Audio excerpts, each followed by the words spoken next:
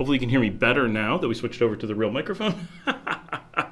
And hey, it's Thursday. Let's get this party started. There's no one on yet, but I've noticed in other weeks that when we do this, I start and I have like a waiting room and nothing's going on, and then there's like dead air that I then have to trim out at the beginning of the video. So I'm just talking and people are already on, so it's working just fine, but that way I don't have to trim things out at the beginning of the videos. So welcome to the show. It's been a busy week. I am feeling exhausted, but we actually have an extra episode coming out tomorrow morning at 7 a.m. that is not the daily. So we're actually producing a bit of stuff today, and we had some shorts today. I'm opening a Tonya. It is Tonya. Can we do the thing? Oh yeah. Jillian is on. She's right down the street. She should just come down and be on the show. Jorge, you're on early. Nice. Oh, I get enough delay that I just saw the Tonya can, and it actually looks really good on the show. How's everybody's week been? What's everybody been up to? I feel like I've just been running around and being crazy all week, but been getting the show out. It's funny. You get to Thursday night, I'm actually like really relieved. It's like Thursday night. It means I can sit back and relax a little bit, and doing this is like my chance to decompress from a week of like rapidly editing and getting different projects done and just working on a bunch of stuff. So yes, nice and cold. I had a bunch of Tonyas, like 5, in the fridge from like a month ago. My vet was supposed to come over and have drinks, and he never did. And so I have these cold Tonyas. So every so often when we're doing a live stream, I break one out. That's how much I drink. Every so often I break one out for the live stream. Actually, I went out drinking real heavily, not for my birthday, but a buddy of mine celebrated his birthday the night before mine. And so at midnight it became my birthday. So we went out to his party, and I had a few, and they started handing me just glasses of vodka. Once I'd had a few, so I wasn't really thinking about it, and I'm not one of these people that's real averse to alcohol. Some people are like, if you had a glass of vodka, you'd be like, right? But I'm like, that tastes, completely fine to me. And so, because it was Stoli, right? So it's nice quality vodka. So I didn't notice anything, and I'm just drinking it, and got pretty silly. So, but no hangover or anything. Everything was fine. But so my birthday was a whole bunch of kind of getting extra nap time in. But my eldest is like me, and you guys may not know this. I'm a really big fan of sitcoms. I really like very low-key movies and TV shows much of the time. I've been watching some classics like Going My Way, The Bells of St. Mary's, like old 1940s Bing Crosby movies, like that stuff that I like. I really like 80s and 90s, or 80s and 70s sitcoms. I like some 90s too, but like Who's the Boss? So my eldest, Liesel, she and I have been binging Who's the Boss all week, and whenever I get free time, we migrate out into the living room and put on some old Who's the Boss episodes, which is really cool because Who's the Boss is the show. When I was 8 years old, it came out. And it just kind of falls into the, everybody's got that one show or something in their memory. And it falls into that place for me where I was a kid, and I'd always watch sitcoms with my dad, but it was like, he's watching MASH. So I would see it here and there. He's watching Three's Company. I'd see it here and there. And when Who's the Boss came out, I remember I was 8, and it was a new show, and there was the first episode was the pilot. And I remember saying, is this something I can watch? My dad's like, yeah, you can watch this. And so I sat and watched it with my father, and it was the first time that I can remember that it was an intentional, like I'm watching the show with my dad, and it was watching it from the pilot. It was the first, to the best of my knowledge, the first time I ever saw a pilot for a show. And so for me, Who's the Boss became like this really important like thing I did with my dad, and just an important show that I watched all through my childhood, because 8 is kind of the youngest that you can really be into sitcoms, and so it became a thing. that I always watched it all through elementary school and middle school and into high school. And so now that I can watch it with my eldest, my youngest has no interest in sitcoms. She thinks they're stupid. She barely will watch any movies, so I don't have those kinds of activities with her. But my eldest is like, yeah, let's just camp out on the couch and we will watch this all night. That'll be our thing. And she's also, my youngest, is like, I would rather read a book, and she does not like reading, but she's like, I would rather read a book than watch a movie, because at least a book I can just do at my own pace. But my eldest is like, no, I'm really into cinema, and so she appreciates camera angles, and she appreciates lenses, and she appreciates lighting and acting, and like all these different aspects of cinema. So my eldest is doing cinema studies for school. My youngest is doing more traditional English classes. So my eldest and I have started by going back 100 years exactly to Sherlock Jr., which is provided, for those who don't know, you can get this from the U.S. Library of Commerce. It is provided for free for the public. It is in the public domain at this point. It is Buster Keaton. Absolutely fantastic movie, of course, 100 years old. It's one of the movies that defined early cinema. Silent movie, done with a beautiful score by the Library of Congress. And so we watched that, it's only 45 minutes, and it was actually really good. I mean, she was kind of like, okay, that's okay. But for me, I actually was really impressed by how good and entertaining Sherlock Jr. was. But even my daughter, who's 15, really appreciates the, like, I'm looking at the world exactly 100 years ago aspect of it. And she's like, okay, cool. This is 100 years ago. That's something, right? And so we're starting with that one, and we're working our way forward through cinema history, and we'll probably have a YouTube channel for her to kind of do as kind of like the equivalent of book reports, but movie reports, and discussing cinema and history of cinema and cinematography and the creation of film and that stuff. So that is a thing. That's been a big thing this week. And Jillian just asked, is that on Netflix? It is not. It is not anywhere. My daughter loved that show. We didn't miss an episode. Please tell me it's on Netflix. No, it is not. When I see you for coffee, I'll explain how to get it. And happy belated birthday to me. Thank you. Viking Kitten. I almost said Viking Kitting. Viking Kitten. Hello. How are you, Viking Kitten? Meow. Jorge just got home from work. Nice. I hope you have a Tonya to crack open. But I'm excited. Doing cinema studies with my daughter is really cool because I appreciate cinema in that way. And I've had like a 20-year dry spell of giving up on watching movies. Not completely, just I don't watch them very often. And doing it in like a cinema class perspective is making me sit down and really think about movies in a different way, and really like, oh, this is the first time this actor appeared. This is the first time this, lighting, and like my daughter's looking forward to Citizen Kane. And of course we had to, Citizen Kane watershed moment in movies, and my daughter's like, so what's a watershed? And I'm like, oh, we have to explain watershed as like a concept to understand why this is an important film. But it's been really, really getting into it from that aspect. So it's very cool. I'm really enjoying that. And just forcing myself to watch a bunch of movies that I would otherwise overlook and be like, who cares about this old movie? And not that it's bad, and not that I dislike old movies, just what's going to draw me to watch Sherlock Jr. or The Gold Rush, right, with Charlie Chaplin? It's like, well, yeah, they're old movies, and I'm sure they're important, but no one I know watches them. No one I know talks about them. Are they even entertaining? Like, I don't know. But because of the class, I'm forcing myself to do this, and it's like, oh, some of this stuff is real. There's a reason why, it won awards, a reason why it has lingered as an important thing for a really, really long time. And we also started watching the Road 2 movies. If anyone has not seen those, definitely go check them out. That is Bing Crosby and Bob Hope, 1940. It starts with Road to Singapore.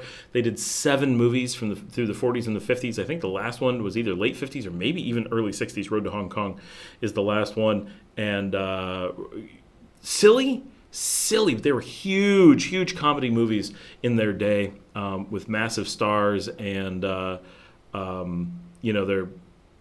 they're important films, and they've influenced so much, including movies like Road to El Dorado is an homage to them, and they've done 8 homage episodes of Family Guy to the Road 2 movies, Road to Europe, Road to Germany, a lot of those.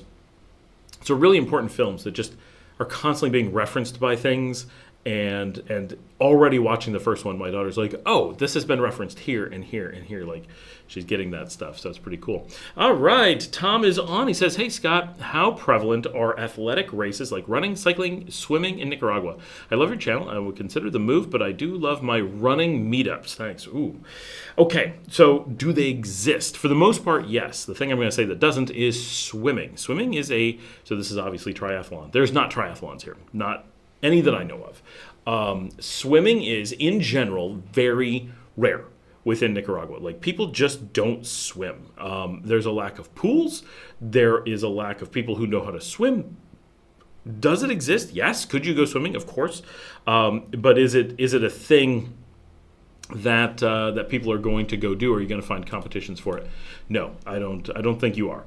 That would be very unlikely.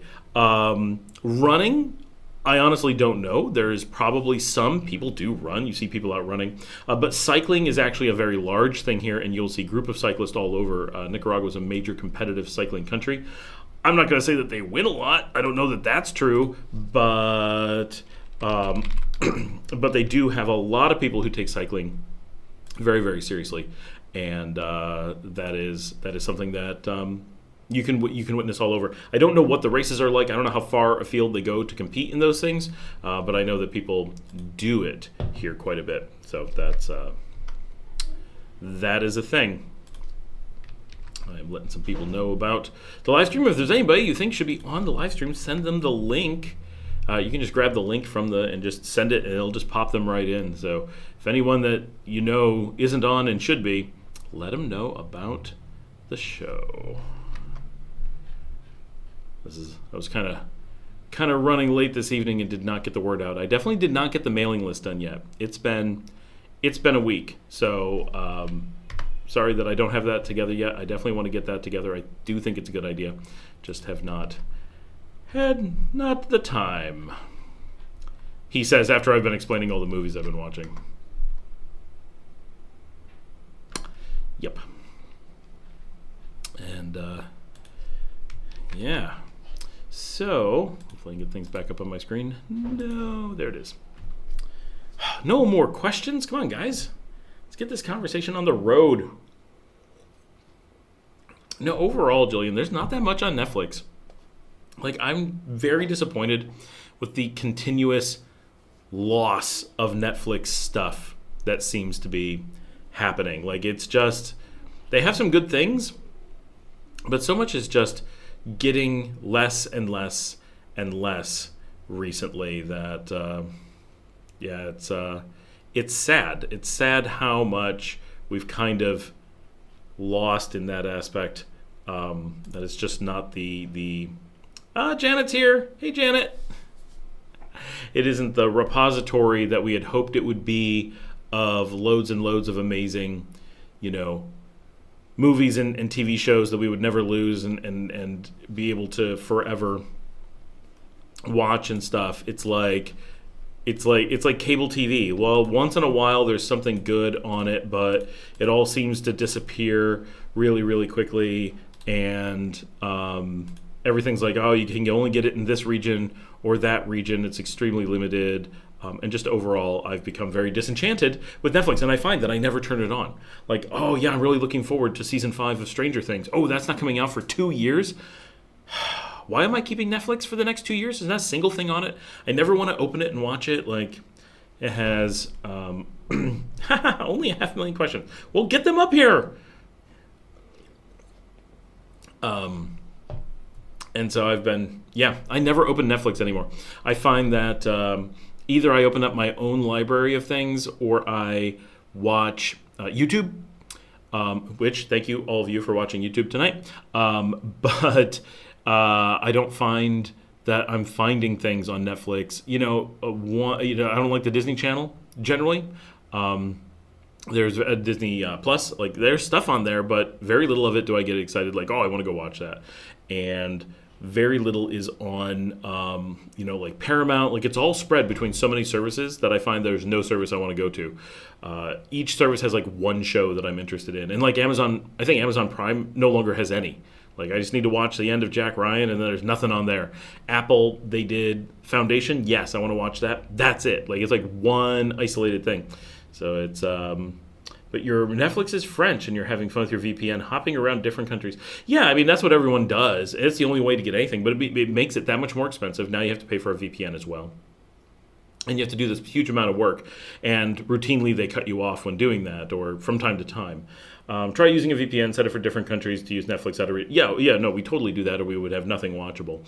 I mean, Nicaragua actually does get almost as much as the U.S., but different stuff. But we find that even hopping around, it's not that there's nothing on there. It's that what bit is there we've already watched, right? Like, oh, they have Full House, the original series in Nicaragua. Great. Okay, one sitcom series, but we watched that already. But one of the things that, like that's a great example. I would love to watch this huge selection of 80 sitcoms, right? Who's the Boss? Growing Pains. Three's Company, Facts of Life. I mean, you could go on and on. I loved 80 sitcoms. They're so much good. How much does Netflix have? I'm pretty sure the answer is 0, right? Entire eras and categories. Not a single thing. No matter how much you hop around, you'll be lucky to find one.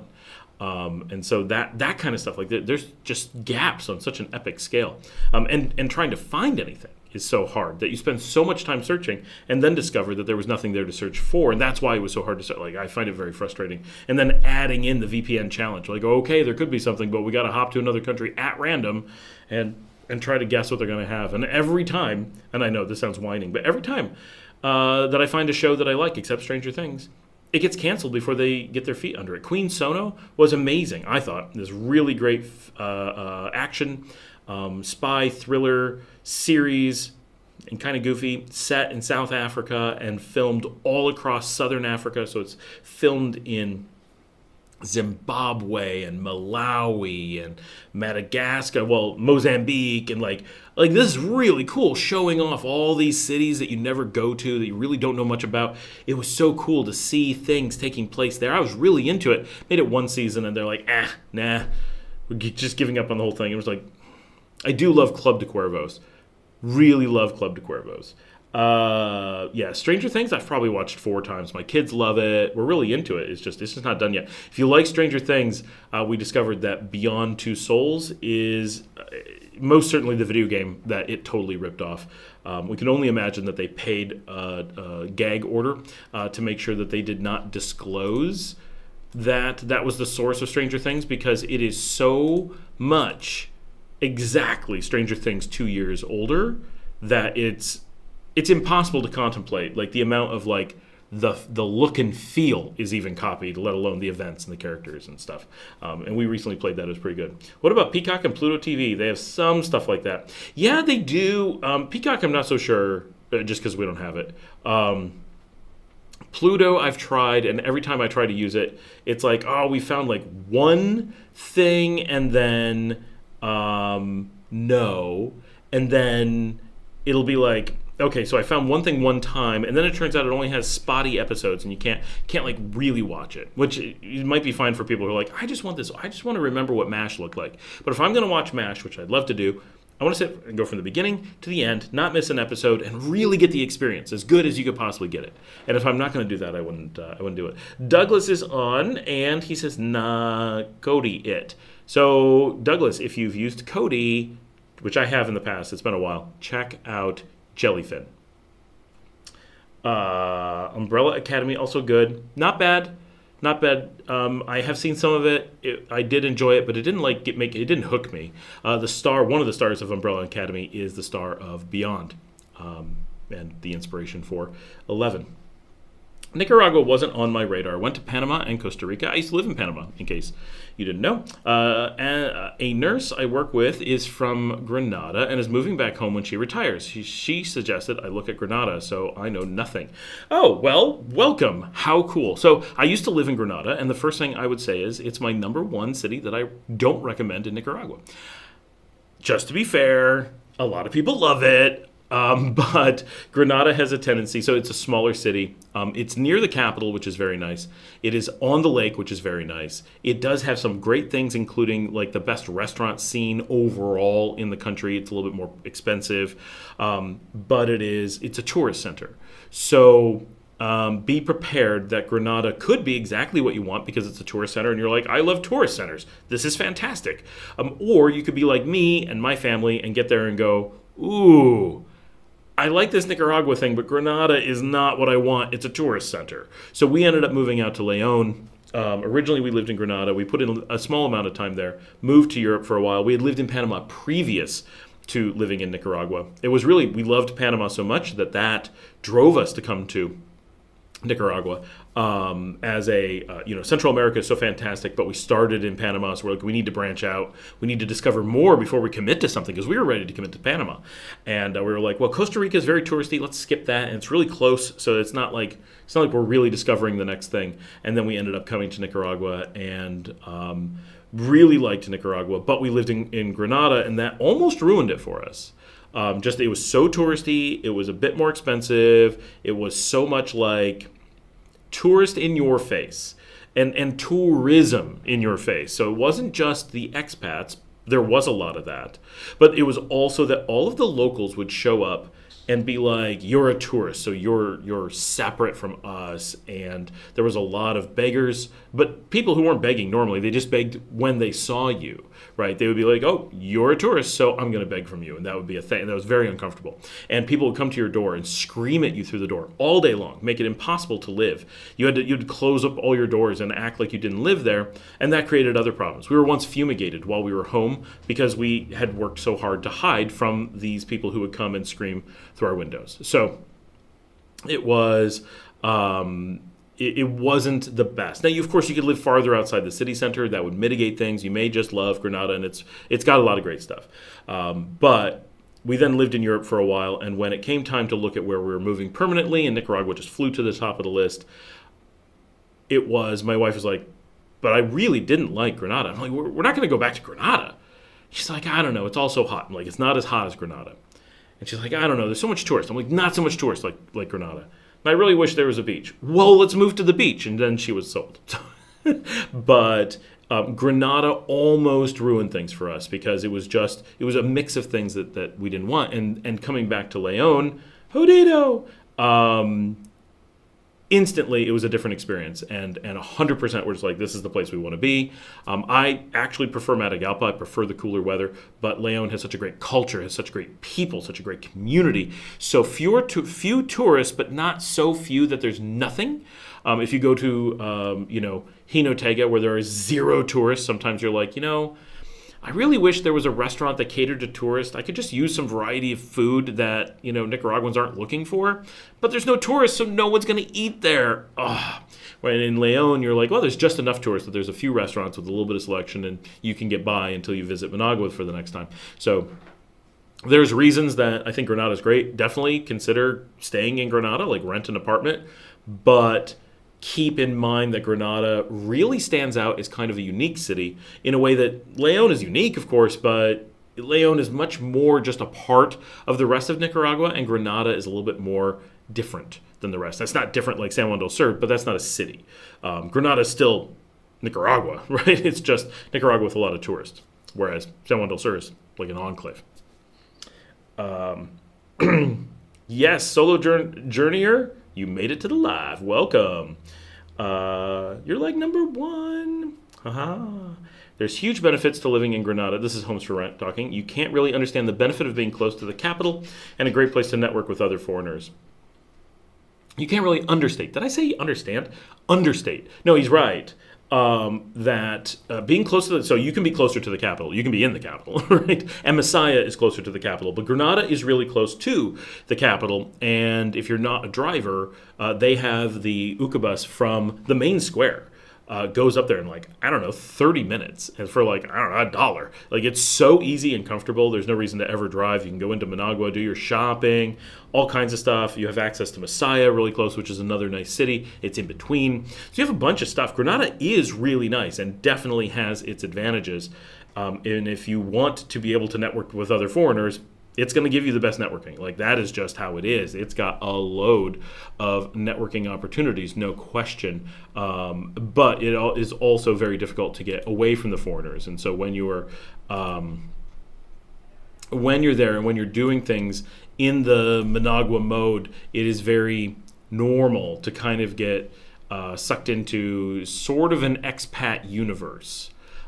Which is not necessarily a bad thing, and again, it's not an enclave like San Juan del Sur, so I don't want to state it in that kind of way. But it is very different than the feel you get in other cities. And being in Leon, as an example, and this would be true in most of the cities, it's also important not to understate just how much you can network and get to be a part of Nicaragua rather than groups that are maybe just a little bit apart. And so it goes both ways. Granada definitely has some very solid benefits, though. It is a nice place. It is relatively safe. It does have way more restaurants than the rest of the places, but not as good a restaurants as Managua, not as good a restaurants as Jinatepe, but solidly better and much more numerous than Leon, for example. So a lot of it comes down to what you're looking for, but it's important to also kind of be aware that what you're looking for when you first come to Nicaragua is likely to be very different than what you're looking for after you've been here. And what we find is that people, when they first come anywhere, have a tendency to gravitate very heavily towards foreigners, and over time gravitate more away from it. That they're like, oh, this is a whole bunch of newcomers, and like, yeah, that's cool, and it's good to have, support groups and people who understand you, and they get, and there's a lot of things that we do that the locals don't, like, oh, we have to renew our tourist visa. How do we do that? How do you do a border run? Well, the locals don't know. They've never had to do that. They have no idea. Why would they know? Right, and they don't know, and so they're not a good resource. And if you live in a place where there's only locals and no foreigners, you could be a little bit isolated. Of course, you can hop on the live stream and ask questions here, but you know what I mean. Like, you're in a different thing. So you generally do want some amount of foreigners about. You do want to be not completely isolated from people who are sharing that experience, but it's. It is also, you tend to be like, this is like the intro to Nicaragua group. And after you've been for months or a year or whatever, at some point it's common to kind of be like, I'd like to graduate into more advanced Nicaragua. Now I speak Spanish maybe, and I'd like to be, able to go out and not be isolated as a foreigner, not be like sitting at the foreigner table. And I'd like to maybe get invited to local things instead of being invited only to foreigner things. And so those are kinds of things that very often when you live in a place like Granada, it offers the opportunity for that transition, but that transition is less obvious, is more challenging. It is easy to kind of just become sucked in to the group of foreigners because it's easy, right? I don't need to make new friends today. I've got these friends who they speak English, and they're going to go to this restaurant that I like, and you just get into a groove. And why change, right? Why do other things? Well, often you won't, and so that is for some people the perfect thing. Right, you're gonna do that, and you're gonna be like, this is the perfect life. I love this. I love these restaurants. I love that there's people, that it's easy, and I was able to just move, and it's affordable, and great. And so it's important to understand that for some people that is perfect, but also for a lot of people, once you've been here for a while, you start to be like, I could live cheaper and have this huge group of new friends and all these things if I got out of my comfort zone some. So. Looking for a little farm, few chickens, couple goats, etc. Yeah, you can pretty much do that wherever you want. Goats, chickens, very easy all throughout the country, from everything from big cities to little towns. Find the area that you like. Come to Bowaco. No tourism, all meat. There's no potatoes, it's just meat. It is cattle country. He's being serious. But mountains and good climate and inexpensive food. Yes, and Bowaco is famously the cleanest of the large cities, cleanest of the capital cities in Nicaragua. At least that's what they claim. But not the cleanest city overall. That is Nagarote. Woo! Jodido! Nagarote is exceptionally clean. I need a hog's breath in Granada. I think I ate there, but it was like 5 years ago. Chris is on. Hey, Chris. Jillian says, Matagalpa had such bad air quality, I had to use a mask or eyes and throat hurt all day. Diesel trucks. I'm surprised. I've never had that experience in Matagalpa, but I didn't live there. Now, which part of town, Jillian, did you live in? You weren't downtown, right? You were outside of the middle of town. Not that, I mean, the middle of town is kind of dense. So Matagalpa sits in a valley in the middle of the mountains, so it will collect kind of bad air. Do you think that an English-speaking person could live in like Leon? Well, yeah, absolutely. I mean, So I took Spanish in high school, and then lived in Panama briefly, lived in Spain briefly, lived in Nicaragua briefly, and then lived other places for a long time. So by the time I moved to Italy, my Italian was dramatically better than my Spanish. And so I've had, like what I call menu Spanish for a long time. Like, you hand me a menu in Spanish. If I'm walking down the street, I know what all the businesses are doing. I know when they're open. I know, like, things you need to know, right? I've had that Spanish for a really long time. And of all languages, those are things that just very comfortable, right? And then I never got conversational. I got like, I could say things at a store or whatever, but I never got conversational in all that time. And then, but did get conversational in Italian because we're Italian citizens, so it was a big thing. I made a big effort to be conversational in Italian. And then I'm at one point I was menu level even in Ukrainian and in French and in Portuguese, because we've lived all over, right? So we've had a lot of, but Greek I was never able to really nail down, and Romanian is quite hard. But when we moved to Nicaragua, knowing that this was permanent, and at that point, right, we know that all the places that we really seriously want to live long term at that time, like all the places that fell into consideration, are all either Italian or Spanish speaking. And so the whole we really should just kind of double down and learn Spanish was a big thing. And so we moved here, and then it was like, yeah, we got to learn Spanish. So I moved to Leon with a little Spanish for sure. But I wasn't moving in and having conversations. I was moving in and I could read the menus and I could read the signs and I could do things down the street, and I never felt panic because I knew what all the words were saying. But also we have Google Translate, so it's really not a big deal. And then all of my Spanish, which now I'm conversational, was learned here in Leon over the last 3 years. And the same thing, it wasn't like my wife spoke Spanish. She spoke less Spanish than I did, and less Italian. Now she caught up and passed me. She can hear Spanish better. Like when we go out places, I can't hear things in a club, in a bar. It's just noise to me. But for her, she can hear those and has conversations. So that stuff allowed her to move forward a lot faster after about a year and a half. So she's now more of a Spanish speaker than I am. I'm still more of an Italian speaker than she is. But both of us can carry on pretty in-depth conversations and do regularly. And I don't carry around Google Translate. I don't, I'm able to go do things and go out and participate with people and go to parties and whatever, and I'm able to be social. So yes, absolutely. I think living in anywhere in Nicaragua, I think the idea that you have to speak a language of a place that you live is in general overblown. I lived in Greece, I lived in Ukraine, I lived in Romania. None of those places could I reasonably read anything. It was so foreign. Not like Spanish, not like Italian, not like Portuguese, French. Once all of those, you can kind of fudge it pretty quickly. But with Greek and Romanian and Ukrainian, there's no fudging it. They all have letters you're not prepared for. They all have sounds you're not prepared for. They all have linguistic histories you have no idea about.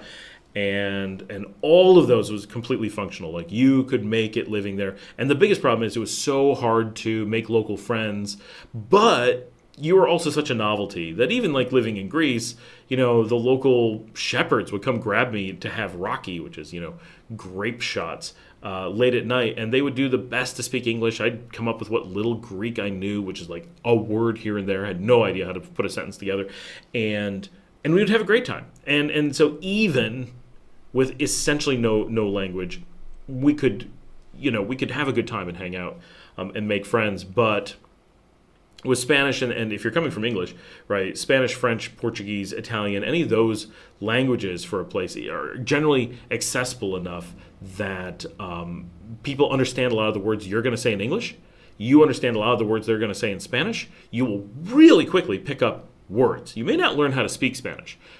Probably you will, but you may not. But you will almost certainly pick up a ton of vocabulary. And that's effectively all you need. Paul, my business partner, has been here for 3 years and is not conversational in any way in Spanish and still struggles with a lot of vocabulary words. He never studied it in school. My wife and I both took it in high school. He has not, he's not doing Duolingo. I do Duolingo every day. There's a bunch of things that we made very different attempts at learning. And I've lived in Spanish countries years more than him. And he's fine. Like, he doesn't think anything of it. He goes out, he does meetings, goes to work, he goes to the bank, he does all kinds of things, and doesn't particularly worry about not knowing Spanish. Now, he does have a lot of vocabulary at this point. So that is, James, I think what's going to happen is you're going to pick up really quickly unnecessary vocabulary, and some of it's unique, right? It doesn't matter how much Spanish you speak. Some things are going to throw you off. Like, now, some things are really easy. I grew up being taught that coche was car, but here it's caro. But you can say coche and people understand. We say tomate, right? But here it's tomate. They say chitoma for green peppers, but that's tomate. It's tomato in Costa Rica. It's technically anywhere, right? Like, there's some words that are just different and sometimes wrong, and you learn mani for peanut, which is not what we were taught. Cacahuate is what we were taught, because it depends on where you are, and so a lot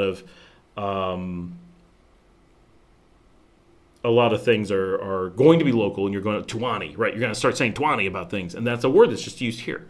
And so, yeah, a lot of Spanish is general, but some of it is specific, and you will. Once you pick up those words, I think you'll find that almost everything is like, oh, okay, I'm totally functional. I can go to the shop, I can go to the bank, I can go to the bar, I can order, I can do all the things I need to do. And now, slowly over time, I'm going to start picking up more and more Spanish. I'm going to know people who know a little Spanish and a little English, and it's just going to get better and better over time. It's not a big deal at all. I would not let not knowing Spanish be a thing that holds you back at all. Like, is it better to? Yeah, start your Duolingo now. Get better at Spanish. But is Spanish something you need to be here? Absolutely not. No. I just saw this go by. Did Jack Pittman Nika lose his channel? No, he did not. He did, but that was years ago, and he got it back. He definitely has his channel now. He's just silent because his video game channel is really popular, and most of us are not interested in the video games that he plays. So a lot of us are not aware of when he's busy or not busy, but I have talked to him, and that's all that's going on. Because I'm all like, are you okay? He's like, oh, yeah, no, my video game thing's really taken off. I'm like, okay. Jillian says, I'm the opposite. It's all about local integration for me anywhere I've gone. And that's exactly how I am, right? I love the local integration. I want to live in the barrio. I want to be deep in it. I don't want to be 100% away from foreigners, but I don't want to be where foreigners, like I don't want to crutch. I don't want it to be easy to hang out with foreigners. And so now when I am going to hang out with foreigners, I have to call them up and be like, hey, let's get together. Let's go here. I have to drive somewhere. There aren't any foreigners here in the barrio. Right, so I like that. When I need an English break, I can get it, but I just come and talk on the show. But if I do want to go out, it's a little bit nice. Brig F, love the content. Man, I wanted to move near Leon, but all those volcanoes scare me a bit. So the volcanoes, this is a great discussion. So the volcanoes are not that scary. Like, if you live in the United States or a lot of places, volcanoes seem like really scary things. So there's ways to protect yourself against volcanoes. Don't climb Mount St. Helens. Being on a volcano when it goes off is really bad. And places like Naples, Italy, with the volcano right there, that's scary because you have a huge population and that volcano is going to go off and everyone's going to be gone. So those are scary, and those there's legitimate worrying about living near volcanoes. And I've lived near some volcanoes where we had real things, right? My wife's got the last flight in because the volcano went off by the airport, right? When we lived in Sicily, and that stuff can be a little bit scary. That you're like, wow, no, there's a lava flow and it's affecting traffic, right? This is real things with that's really scary. So I understand living around volcanoes where you could die. Here in Nicaragua, for the most part, everyone has moved pretty far away from the volcano, so there's a distance. with volcanoes that you have to worry about. And there's the blast radius, like how big is the blast zone for a volcano, and that's where Granada sits within the traditional blast zone of Mombacho. When Mombacho exploded, it flew over Granada and put all the islands out in the lake. So the blast went over the city. That's how close it is. So that's scary. But that volcano has been extinct for like a long time. So it's not really a worry now. But so Granada's really close to that. Masaya has an active, open, bubbling volcano in the middle of the city, basically. But people don't worry about it because it's always leaving off pressure. So you don't have to worry about it. It's like it's not a thing to be concerned about. Even climbing it is not a thing to be concerned about. Over here in Leon, we have volcanoes that are not smoking all the time. They do smoke from time to time, but they're not smoking all the time. And they could explode and they could do some things. So that's a worry. The actual distance between the city and those volcanoes, though, is quite a bit farther than Granada is from Mombacho. And so if those volcanoes were to explode, and not all of them are active, you only have to worry about some of them, none of them could reach Leon. You're not talking about rocks falling on Leon. You're not talking about lava flowing to Leon. You're not talking about anything like that. Right, so we're outside of a zone where living in the city or the immediate surrounds is volcano scary. It's more volcano interesting. We can climb up on our roofs and see loads of volcanoes with at least one erupting every few months. So it's actually really cool. I really like that about it.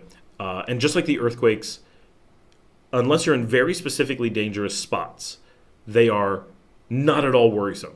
It doesn't matter how big the earthquake is, it's not going to affect you. Right? It doesn't matter which volcano erupts, it's not going to affect you.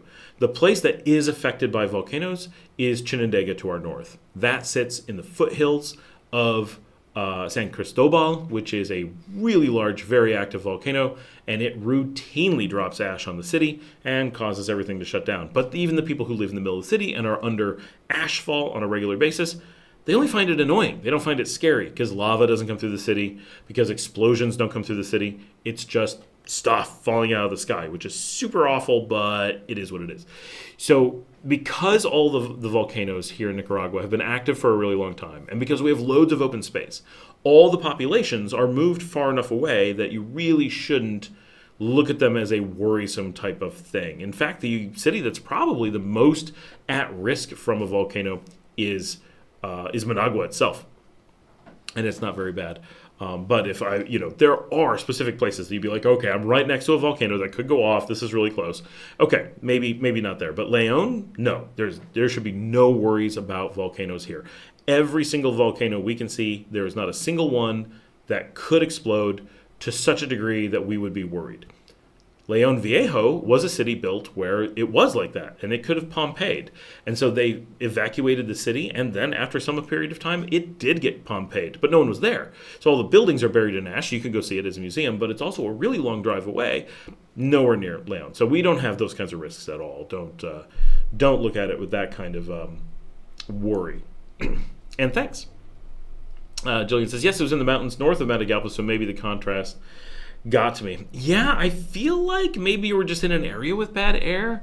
I've never noticed, even downtown along the Rio Grande with, where it's a little bit more stale, I've never noticed bad air there.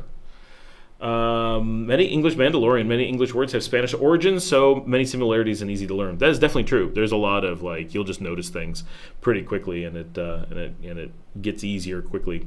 Our camp, Duolingo for the win. It's really true. Spending time with Duolingo gets you really far, really fast. And Duolingo is based on Guatemalan Spanish, which is slightly different, but pretty close. So you tend to learn things that you can mostly use, and it's amazing. Just do it every day, and for a long time, you'll be like, at first, for a couple weeks, you're going to be like, I'm moving so fast. And then you're going to go through a long period where you're like, I'm barely moving. And then at some point, you're going to be like, wait, I can just go through these things. I can just read this. What is going on? And then for a lot of people, it's you get reading comprehension, you start to build this vocabulary, and then one day you start to hear it. And it just leaps forward in these stages. So stay dedicated, put in the time, and you'll get there.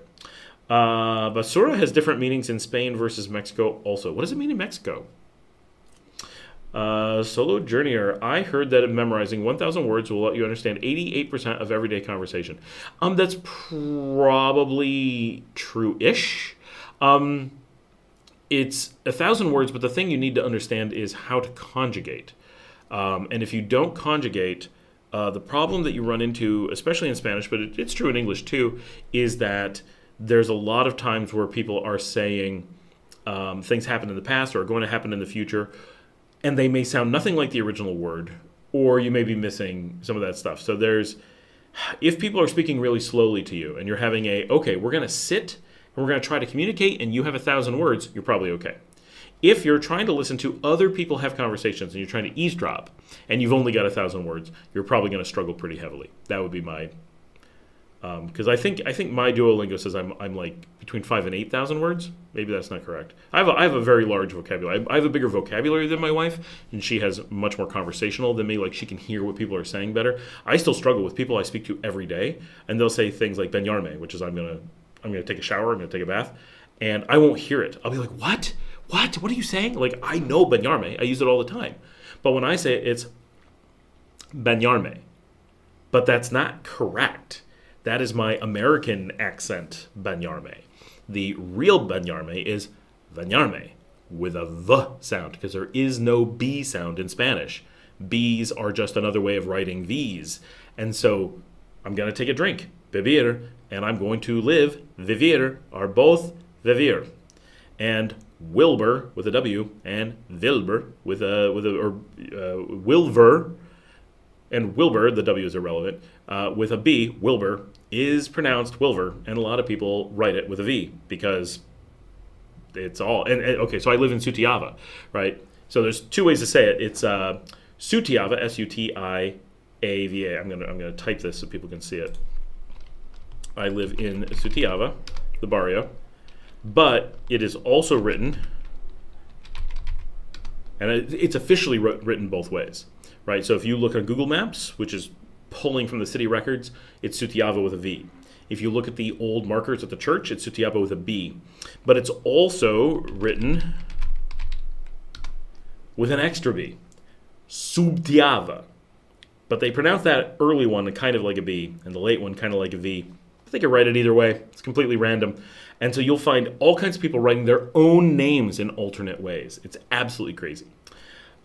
So that stuff makes Spanish here very hard, because Nicaraguan is a spoken, not a written language, and so there is no official way to write so much of the words here. It's just, it sounds kind of like this, and you have to get used to seeing when you get Nicaraguans writing to you, holy cow, do you need to be able to hear. So you have to like sound out what they wrote, and then be like, what does that sound like? Oh, because they're writing it in a totally different way than you expect. Volcanic ash falling from the sky can't be good for your lungs. I think you're overlooking, Patricia, how much it clears everything else out of the sky. The words, nope, Zoom classes with yours truly. Is that what you're doing for Spanish? Norm says, just how isolated are the Corn Islands? Is it wet food? Do you mean with food? Energy essentials, especially if we had to face medical lockdowns in the future. So just to be clear, Nicaragua has never done a medical lockdown, but of course, a zombie apocalypse, everything changes. So, just be prepared. Corn Islands are very isolated. So let's be clear. These are very small, non-self-sufficient Caribbean islands that are closer to Colombia than they are to Nicaragua. They are very far off the coast and serviced essentially only by boat. There is a plane, but they're not bringing supplies in by plane. Realistically, the boat brings the supplies. If you're on the Corn Islands, they do produce some of their own food. They're not 100% foodless, but they are not food sovereign by any stretch of the imagination. Most countries are not, right? Nicaragua is. It's a sovereign food country. You can close the borders, and Nicaragua is able to completely feed itself across all aspects of food, right? Obviously, there's some things you will lose, some spices and stuff you will not be able to get. You won't be able to get Peter Pan peanut butter, but you will not be short any food category. We're able to be completely self-sufficient on food, which is super important. So that's a great thing. But the Corn Islands do not qualify as that on their own. They are very limited on what food they're able to produce on the island, so everything comes in, and the amount that they store on the islands is incredibly small. Their energy, I believe, is generated. I don't think they run any power out there. That would be so ridiculously far. But so energy, yeah, they're probably able to produce their own power, as most islands like that are. but it's also very limited power. If anything big happens, they just lose power. It's the bigger problems that could happen. The fears that you have on the Corn Islands are, if anything really tragic happens, that the ferry stops running from the mainland. Right, the famous Malthusian collapse in the Pitcairn when the one supply boat, the guy died, and that was it, and the supply boat never came again, and everyone starved to death. That kind of thing would not be too likely in the Corn Islands, because it would take, a zombie apocalypse, and suddenly there's no boat and there's no airplane, and everyone forgets about the Corn Islands, to the point where Nicaragua isn't going to save them, and Colombia is deciding not to save them. Because if there was a true humanitarian emergency, Colombia is not going to run over and help out on a day-to-day basis because you don't have your favorite peanut butter. But if people are literally starving to death on the islands, yes, Colombia is going to come get you and take you to San Andreas, and they can house everyone from the Corn Islands without even blinking, even though their island's about the same size. But you're awfully isolated out there on the Corn Islands. Viking Kitten learned Navajo, which is weird. I would have expected you to learn Norwegian, but okay. On Duolingo, it's a great app. My Spanish is limited to the Rancho, Comida, and Medical. I have a lot to learn. Well, best thing to do is just get to it. Have I seen Pelis around Nicaragua? Have I seen, the family flying in on their helicopter? Yes, because I live by the airport, so we see them. You like Jif peanut butter? Get out of here. Nope, not talking to you anymore. We're done. That is peanut butter blasphemy. Paul says, that question is like asking, have you ever seen Bill Gates in the U.S.? A little bit, except I live by the airport where he flies it. So I don't know, Javier. No, because I don't have my mailing list set up yet. That's my I'm bad. Paul, no, Managua is a much smaller place, so I disagree with your characterization. I think you mean Nicaragua. I mean, Managua I've seen the hospital, but I've never seen them around the hospital. Norm says, what might you surmise the actual schedule will be for the Pacific Coastal Highway to make it out to El Tránsito? What I've heard is that it is definitely coming, and definitely think of it in the 5 to 9 year range. Not gonna be soon. Tránsito is definitely one of the places that they're really interested in connecting for sure, but it's also one of the last. For those who don't know, there are two. So the Pacific Coast Highway, as we call it, is starting from the Costa Rican border, and it's under construction. This is real. It's happening. Bulldozers are pushing things around, but it's not an army of bulldozers. It's a bulldozer. Right, so this is a project that is very large and happening, but it starts at the Costa Rican border and is going all the way up Rivas, and then it has to end, and then it has to pick up again on the other side of a large wildlife sanctuary, which is logical. And then it has to make it through a number of departamentos, through states. It has to make it through Carazo. It has to make it through Managua. And then once it makes it through both of those, after having done Rivas, then it will enter León. And then it's got to do there's some really remote southern León beaches. And then then León is the end of the road. Right? They're calling it the Pacific Coast Highway. There are no plans for it to go to Chinandega. That is, it's too coastal. If you look at the map and really study it, you'd be like, yeah, that doesn't make any sense. So it's not going up there, but it's ending at Ponaloya. But Ponaloya and Las Piñitas have a big infrastructure already. They don't need the Pacific Coast Highway, so they're just being joined to it as part of wrapping things up. They want to make sure that San Juan del Sur is the linchpin in the south, and Las Piñitas, Ponaloya is the linchpin in the north, and those are the two powerhouse beach zones for the country. And some people might throw in Popoyo, but that's kind of in the middle, so whatever. So it's not on the ends. It doesn't play the same role, at least. But they've got to have those three locations. They've got to connect them together. And so they have to get through all these southern departamentos before they can get to the León stuff.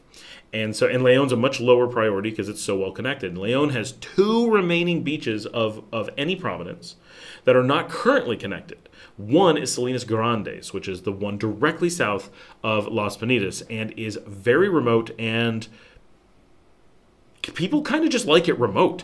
It's almost like they're going to tell you, nah, don't bother bringing in a road, right? We're perfectly happy being flown out and living in the middle of nowhere. They do want a road, but they're not nearly as concerned as other people are. El Tránsito is the other one, and it's a really major surfing beach, and it has had some road construction done in the past, but it's very isolated at the bottom of an existing loop. And they've not extended the loop to it. So it's clearly not being prioritized because Leon could already have connected it to Nagarote and La Paz Centro. And so the idea that El Transito is going to get any kind of priority feels unlikely based on what we're observing. So the expectation is El Transito is going to be essentially the last place to get the upgrade. Probably Salinas Grandes is actually the last place, but El Transito will be next to last, almost certainly. And so there is so much construction, so many big challenges that are going to happen first, that I would assume El Transito is going to be in the vicinity of half to a decade away. What might you survive? Oh, no. Hello, Scott. I saw Bill Gates, but he was only a millionaire then. Oh, gosh, was he like 8? And I didn't really know who he was. It was around 1979, maybe at a meeting. That's wow. Didn't see a short for your birthday cake cutting. Happy turning 60. I did not have a birthday cake. I had birthday salmon, which is far more important for me. Trivia about Scott. Scott doesn't like cake. I don't dislike cake, but I don't like cake. Like, if you're like, we're having cake, I'm like, I don't care. Now, you give me a pie, all over it. Like, all kinds of pie. But cakes, I really struggle with. Tres leches, I like. I like some things. It's not 100%. I'm not, like, anti-cake. But, in general, not a big cake guy. It just doesn't do it for me in most cases. So when we were really busy and we had been at a birthday party the night before for someone else, it was just so much going on. It was like, oh, we all forgot about your cake. And I'm like, I don't care. I don't need a cake. So that's why there was no video of that. Normally, I would be pretty good about putting a short up of that. You are right. Just didn't make it this year. One thing I don't like, every time I look away, I lose the page with the live stream and all the chat. Really happy about finding your site. Thank you, Viking. Janet, where are you from in Albuquerque? I have been online for... Oh, that's my dad, everybody. Say hi to my dad. Hi, Dad. My dad has the new camera. We have... I keep announcing this because it's the only interesting thing I have going on. We have a new 3D camera that has been shipped to my dad. Hopefully, I will have it in my hands sometime relatively soon.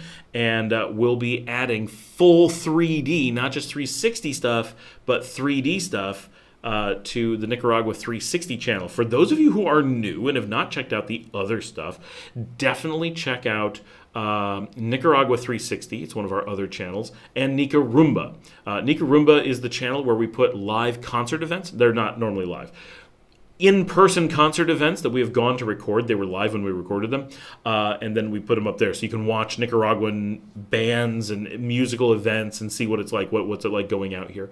And so that's pretty cool. Those are very long, right? They're normally over 2 hours. Like, put it on, it's your music in the background, but you can see the bands performing and everything, see different singers, and kind of get to be part of the scene.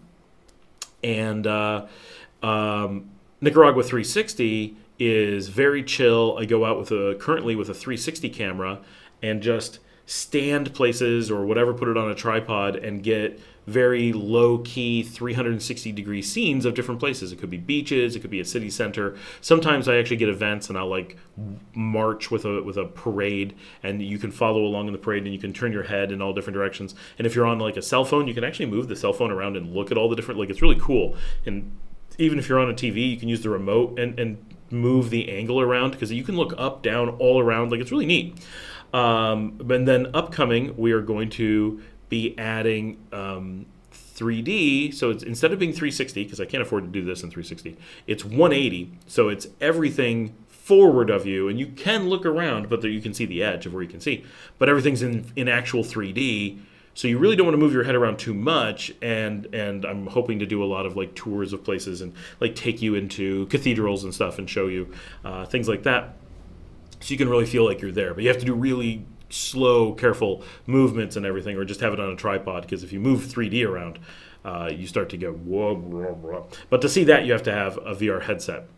You can see it in 2D without, but isn't very interesting because you have to be really slow and boring to make the 3D not make people sick. Whereas the 360 you can watch on anything and it's cool anywhere. But the 360 is super cool on a VR headset. So for anyone who's got one, give that a try. I think you'll be impressed with Nicaragua 360. Like, it's pretty cool on a VR headset, and we up the quality to 8K and stuff. So it's pretty intense. But the 360 VR should be. I'm sorry, the 180 VR should be really interesting, and I'm excited to be adding that to our kind of portfolio of ways of showing off Nicaragua, because I think it's cool. If you're not here and you want to know more about it, like, these different tools give you different ways to explore the country, to interact with it. So it's pretty neat, I hope. Note to self, no cake for Scott. Yeah, I mean, I'll eat it. Like, it's not that I don't like it, but I actually like the ones here even less. Like, I'm not a huge fan of Nicaraguan cake. I don't like the icing and stuff. Part of it's the heat. Like, the icings that I like buttercreams, do not hold up here. Considering the free movement between the CA4, finally someone who called it the CA4. Everyone writes C4 like it's an explosive. How do you think Bukele's drug gang lockup might affect those countries where prisoners are released back into the wild? Oh, when prisoners are released back into the wild. I don't know how much prisoners are going to be released back into the wild.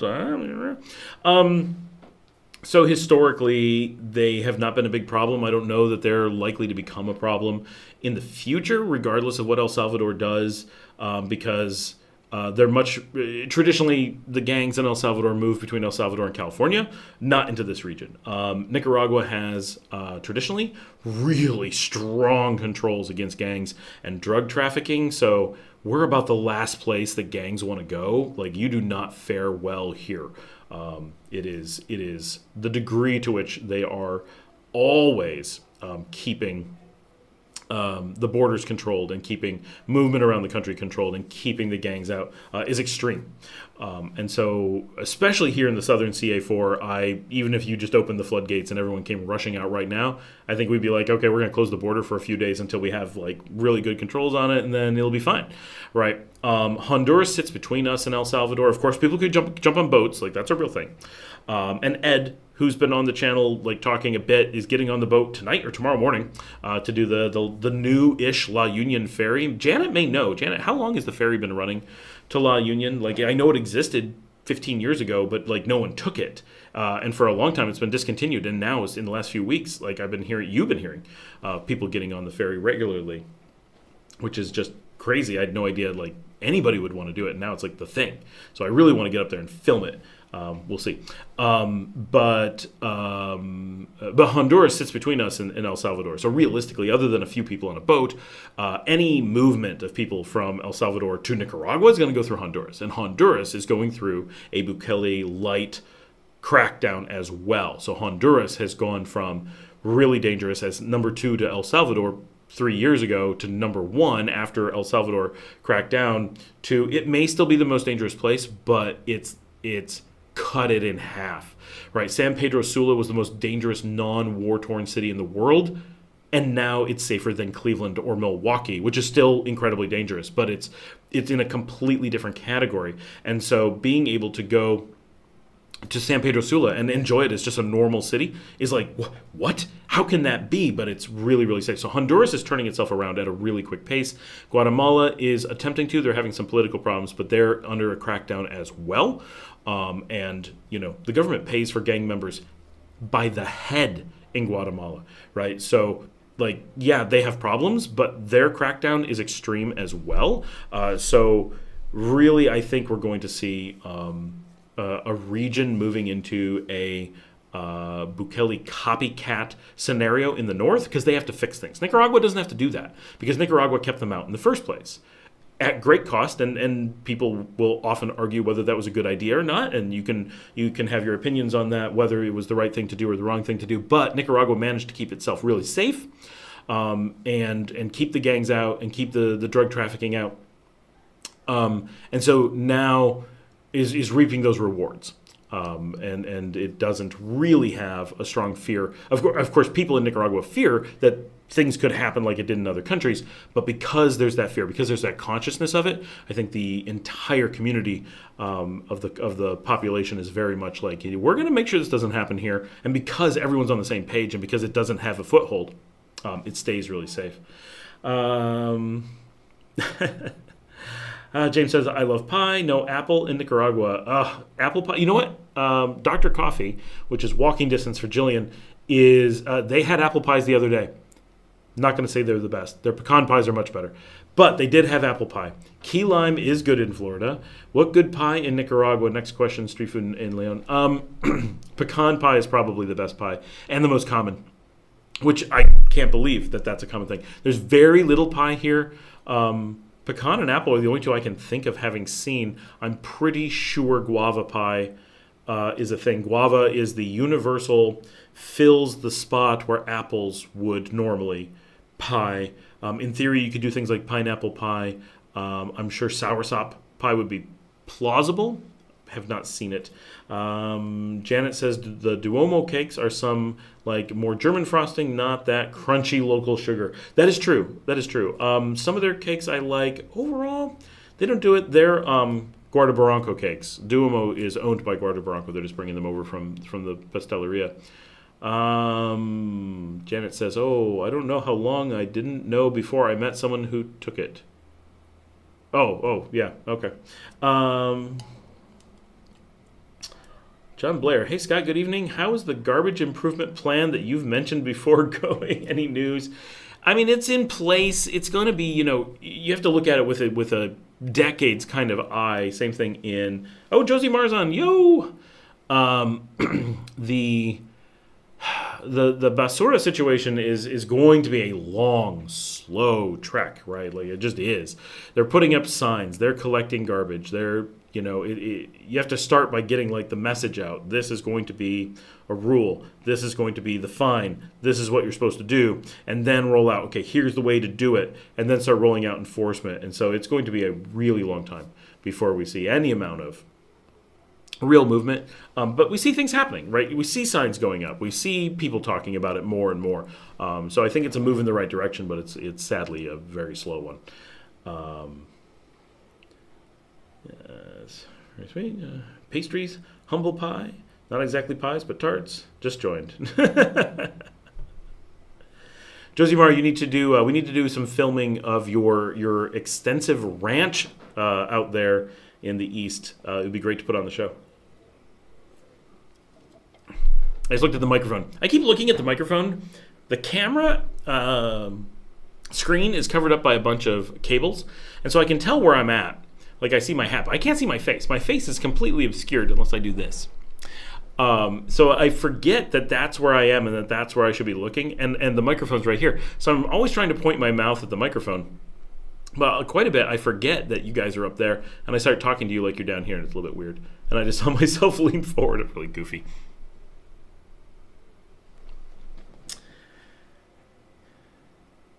Yes, Josie Mar is in Masatepe now, which is gorgeous. I love Masatepe. There's very few, but there are some like hotels and stuff out there that are really, really nice. I see them advertised on Instagram, obviously.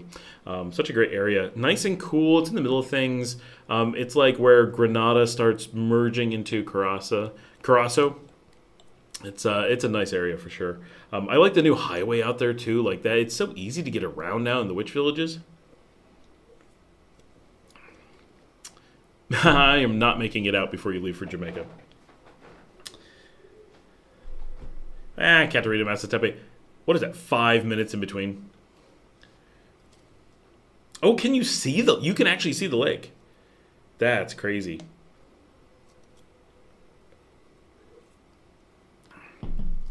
Now no one is asking, oh, the farm is in Masatepe. Now I see. I follow. I am... I'm under the lights for too long. I'm switching out to a cooler hat. It's actually a thing. I have all these lights on me, so that it does warm up. When I do the show, I actually turn the air conditioning down, as in turn the temperature on the air conditioning lower to make it a little bit colder in here, because with the lights and everything, it really does become noticeably warmer. You like live like right up at the Mirador? That's crazy. Nice. That really is a nice area. Oh. Do you live next to the train restaurant? Did you move there because you're eating there all the time? That place is good. Now you guys are all talking to each other instead of talking to me, so I don't have questions to answer. Did someone give me questions to answer? I think I went through everything.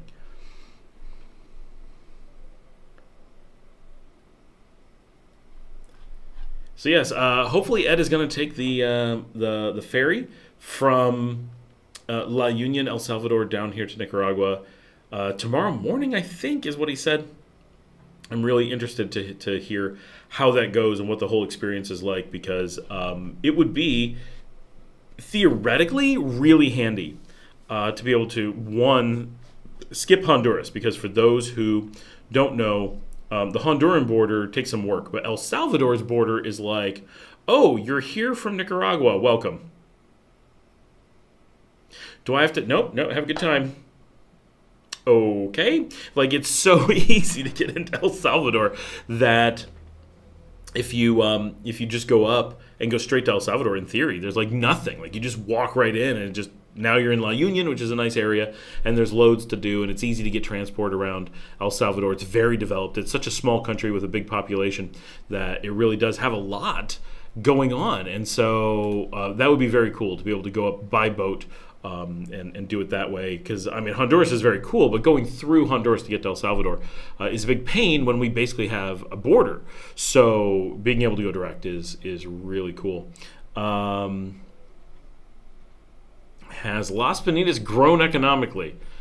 Maybe. Not much. Pani Paz, I would definitely not say best coffee. Everyone I know avoids it for coffee. Dr. Coffee, I would say by far is number one. The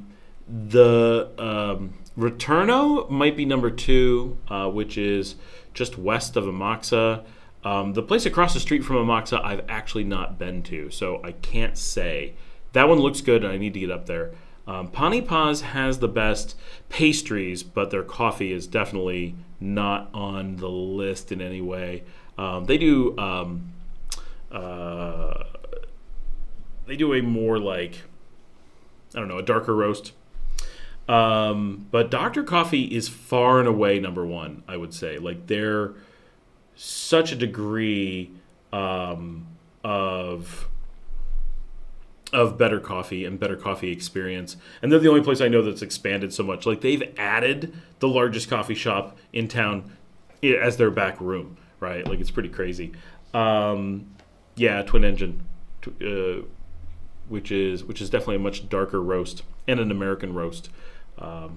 It's El Paso del Tren. That's the place. That place is good. How does Chris know the name of the restaurant? Thank you, Chris. That is a really good restaurant.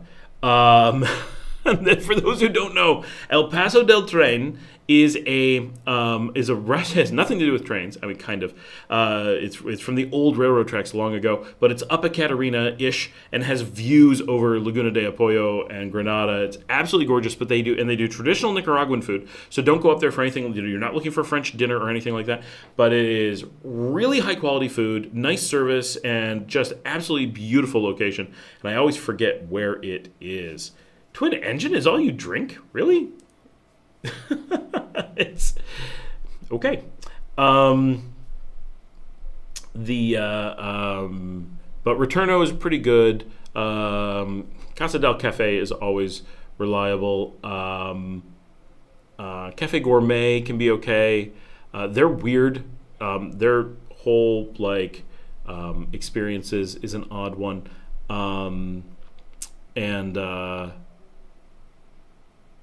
Yeah, it's tough finding a good cafe in Leon, but we're not the city for it, right? Chris went there the other day. Amazing view. It is. It's a fantastic spot. I really like it. How's the steakhouse? It's Semana Santa is coming up. We still don't have a sign.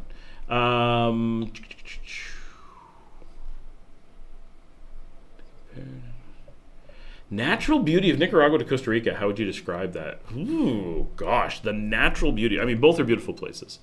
I find Costa Rica to be a lot more focused. I'm not talking about people. I'm literally talking about the land. So that I'm using a weird terminology, but I feel that Costa Rica is a very mountainous country, right? When you are in Costa Rica, in the south especially, you have a mountain spine going through the heart of the country, and it's a very broad mountain spine. And then when you get to the north, you have volcanoes. And in Nicaragua, you have lakes instead of mountain spine. And then there is a mountain spine, but it is a very small, it's narrower than in Costa Rica, and the country is much wider. And so Nicaragua is this expansive jungle on the east with a narrow mountain ridge in kind of the west-ish. And it does get broader at the north. So if you're in Matagalpa, Esteli, like you do have a bit of mountains in every direction. So I'm not downplaying that. But the mountains are isolated to like a pocket in the north. And so much of Nicaragua is not flat, but flattish, and huge areas of lakes, and you'll see dotted landscape of volcanoes.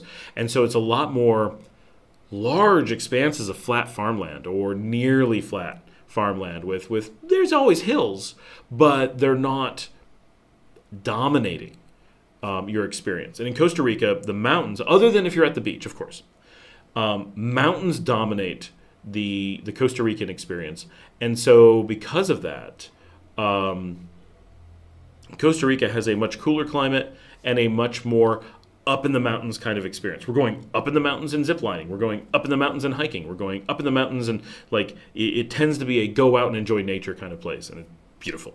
And then Nicaragua has a much more like farmland, because it is a big flat area. So every place is perfect for farmland. And even on the slopes of the volcanoes, it's like, wow, volcanic soil, we're definitely farming this and then running every time it rumbles, right? So to the point of the person who was worried about living where there were volcanoes, that's where it becomes a problem, is when you're farming up a volcanic slope because of the current volcanic soil, because it just flowed there. Like, that's how you end up with problems. But that's also how you get really good corn. So Nicaragua to me is a much warmer, flatter, drier experience. And I think of, when I'm really thinking about Nicaragua, I tend to picture, and it's a big country, right? So there's variety, but I tend to picture expansive farmland that's just beautiful, flat, out to the horizons, much more like the American Midwest. If you're going to compare it to something, but with hills, there are hills, and volcanoes, of course. And then when I'm in Costa Rica, I picture much more this little bit of flat at the coast and this whole middle of the country with all the people up in the air and up on moderate mountains. It's not extreme like Guatemala, but it is. That's how I picture it. That's where the stuff really is a bit different. Crossing into El Salvador is easy and great. Does that include vehicles? No. Unless you have a passing through vehicle like a shuttle bus, no, it will not be easy. Viking Kitten says, the garbage in Panama was crazy bad. I don't think you know what crazy bad is. You're going to come to Nicaragua, and you're going to change your scale of what crazy bad is.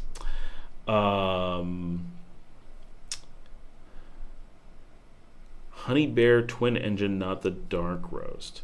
How's the cost of utilities? So utilities vary dramatically all over the country. So that's really big, right? It is in some places people report paying, many times what they would pay in like the U.S. Assuming you know U.S. prices, the amount per kilowatt is higher, and they're using a ton because it's super hot. And so we'll hear of people spending $600, $700, $800 a month in tourist areas, and then every place that I ever have it, I think when we lived in the center of Leon, so there's a bunch of things.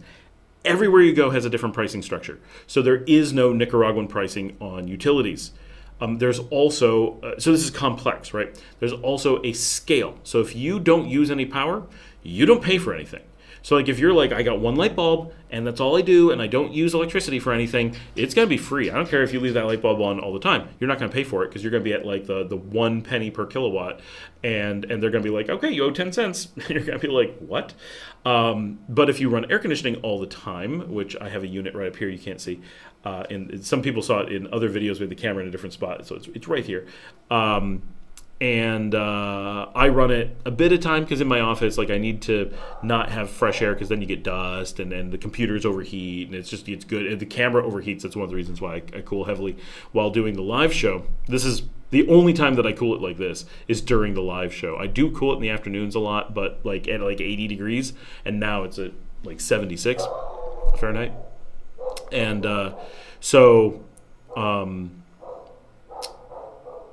for us, when you live in the city center, they also charge more. Middle of the cities is more expensive, countryside is less. So you have all these factors that have different scales. So if the more you use, the more you pay. The more you live in the city center, the more you pay.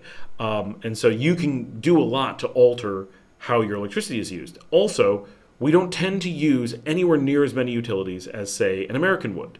And now that's not a fair comparison necessarily because you're saying, okay, so food is cheaper because you eat less? That's not a real fair comparison, and it's not.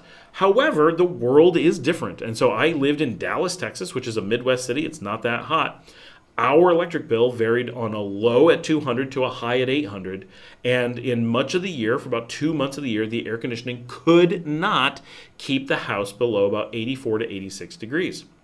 Here in Nicaragua, at no point do we have a situation where the air conditioning cannot keep up. We can always cool anything we want to below 80 degrees quickly and easily. We never have to run air conditioning around the clock.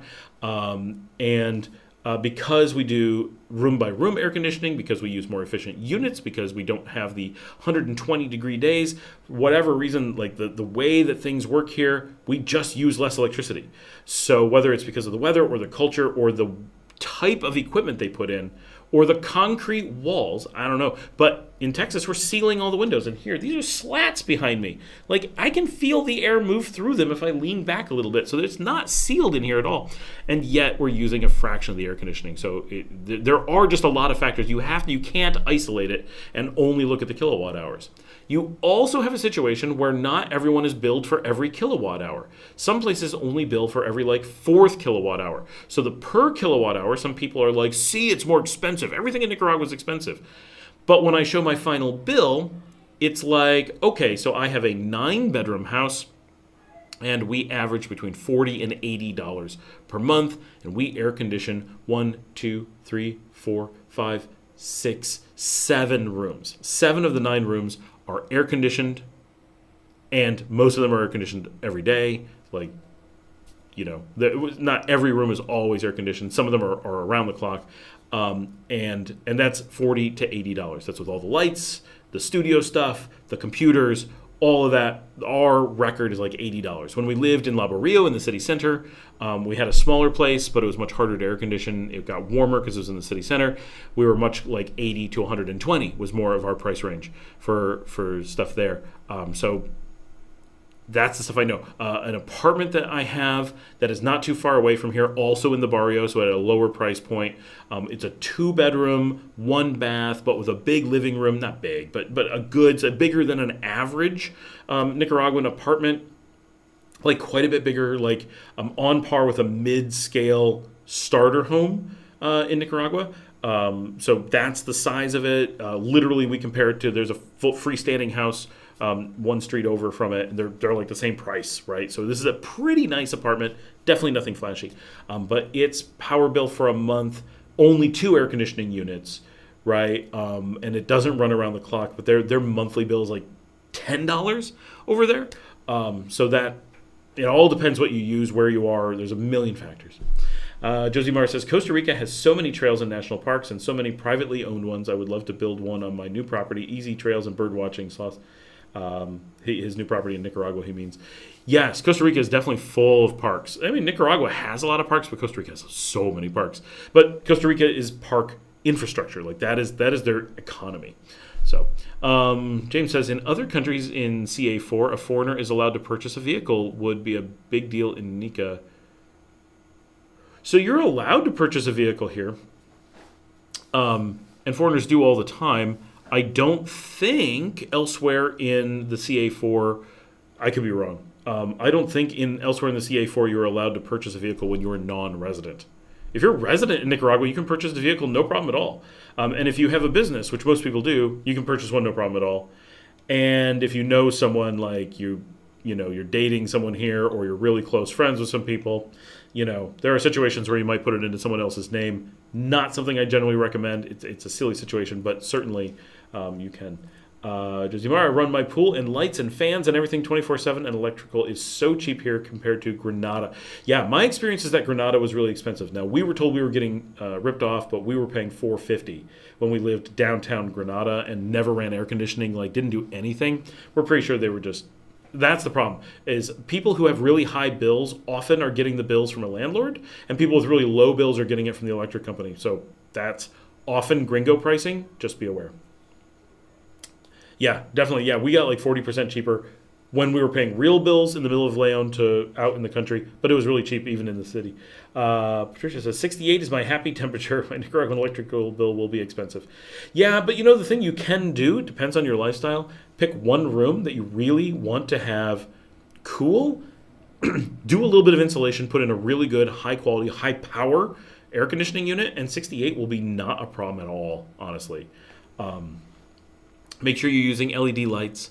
Make sure you're not doing anything unnecessary to generate heat.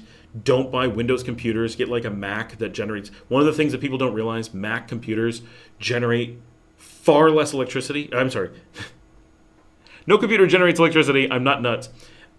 Mac computers, because of their M silicon, use dramatically less electricity than traditional Windows Intel-based and AMD-based computers, and that lack of electricity, so you pay less to power them. That's one of the reasons why we only buy Macs in Nicaragua, because it lowers our electrical demand on the grid, but also the more electricity that goes into your computer, the more heat it generates. So by using the Macs, so my Mac desktop actually costs less than most Windows desktops, but my Mac laptop is quite expensive.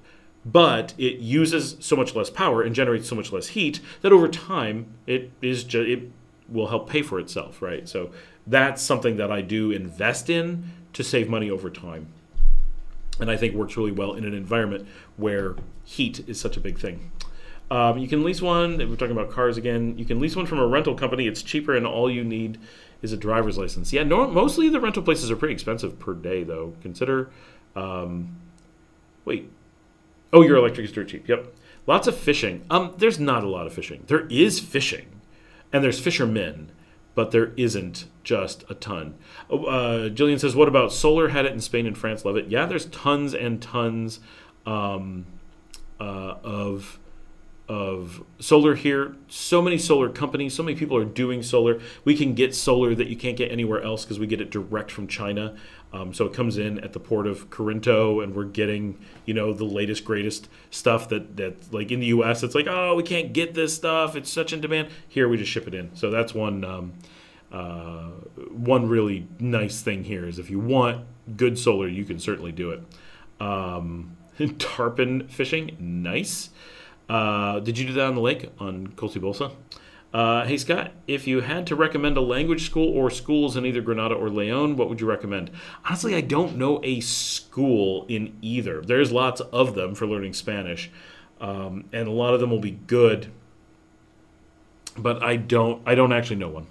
Patricia says, I hate Apple. I hated Apple until they brought out their M hardware, and it's so much cheaper and so much better. I have a desktop that will crush anything in Windows for $600 and uses less electricity. So I can't afford not to use it, unfortunately. Josie Marsons, Scott, Peggy, what is barbecue street food? I think he's trying to say since I'm vegetarian, but what is barbecue street food like in Nicaragua? There is a street barbecue called asada is everywhere. Here in Sutiava is one of the best places in Leon.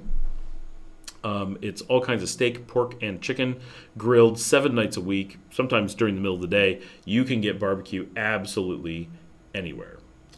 There's a surf camp in Refugio de Vida Silvestre Rio Escalante Chacocente. Presume they lease the land. How do you find government leases on crown land? Learning from your lease versus ownership. I think you mean how do you get government leases versus crown land? So this is from Norm. So unfortunately, I don't know the surf camp there. I am going to presume they're on leased land, but there's every possibility they are not. There is crown land. We don't call it crown land. So for those who are seeing that term, that is a correct term. It's just we don't say that. It's a real, but it comes from the crown of Spain. That's some girl math you just did with a Mac desktop. No. It's actually cheaper. $599 is what it cost for a high-end Mac desktop. Try to find a Windows machine that is in any way comparable. You can get Windows desktops for less, but they're generally really, really low-end hardware that like I can't use because I have to render videos for stuff. So I need quite a bit of horsepower. I can't get a Windows machine or a Linux machine using the same hardware as Windows. Obviously, I would never use Windows. That can do what the Mac does for under $1,200. So I'm actually spending $600 less to buy the desktop, and then it saves me money every day that it uses less power and makes me need less air conditioning. So it starts cheaper. There's no aspect of it that costs more. The laptop does cost more by quite a bit, but I do need something really powerful, and I have purchased Windows and Linux-based laptops that can't even come close to my Mac laptop in how fast it can render things, but they were much cheaper to buy, but their batteries last like 30 minutes, and the Mac lasts 20 hours. So it's the only thing that lets me do the work when I'm traveling. Barbecue surf camp. So the surf camp, there's every possibility they're on a real. So 99%, I'm making this up, 99% of the country is on just standard deeds. Reals are so rare that most people don't even know they exist. So if you're going to find a real, you're just going to get lucky. You can't search for one. It all comes down to finding someplace that's never turned into a deed, never traded hands in that way. And so it is what it is. Leased land is normally only for beachfront. So, and normally only in very isolated communities. So you'd have to find a community that has leased land, and then most likely be on the beach for it. And the combination may end up that you end up, on leased land. I get burpy when I have the Tonias. Yes, Patricia, if I apply some girl math, it is a free Mac. That is correct. It is just cheaper, but it's just that the other options are more expensive.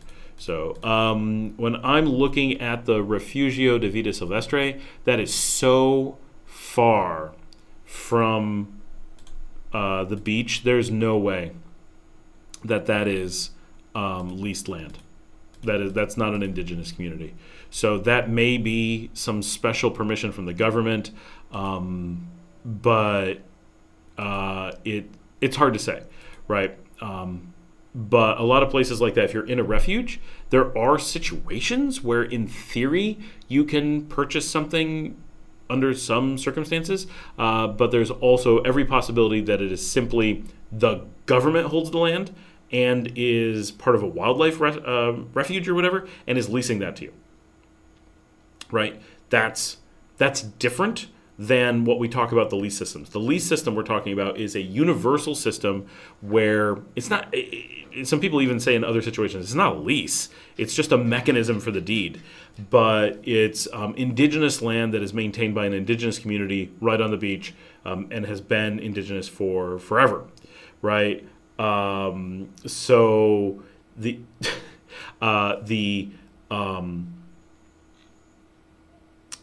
system for that is very unique, and very beneficial. I really like it. I like the leased land system.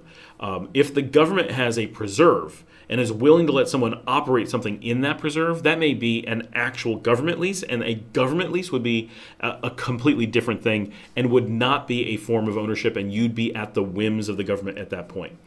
Not meaning that the government will be whimsical and be like, aha, we're not going to do it anymore, like that, but the lease system that we're talking about on the beaches is very tightly controlled by, parliamentary systems where there's all these laws and all this structure around it, and it's part of the indigenous protection system, and it's really entrenched and really protected.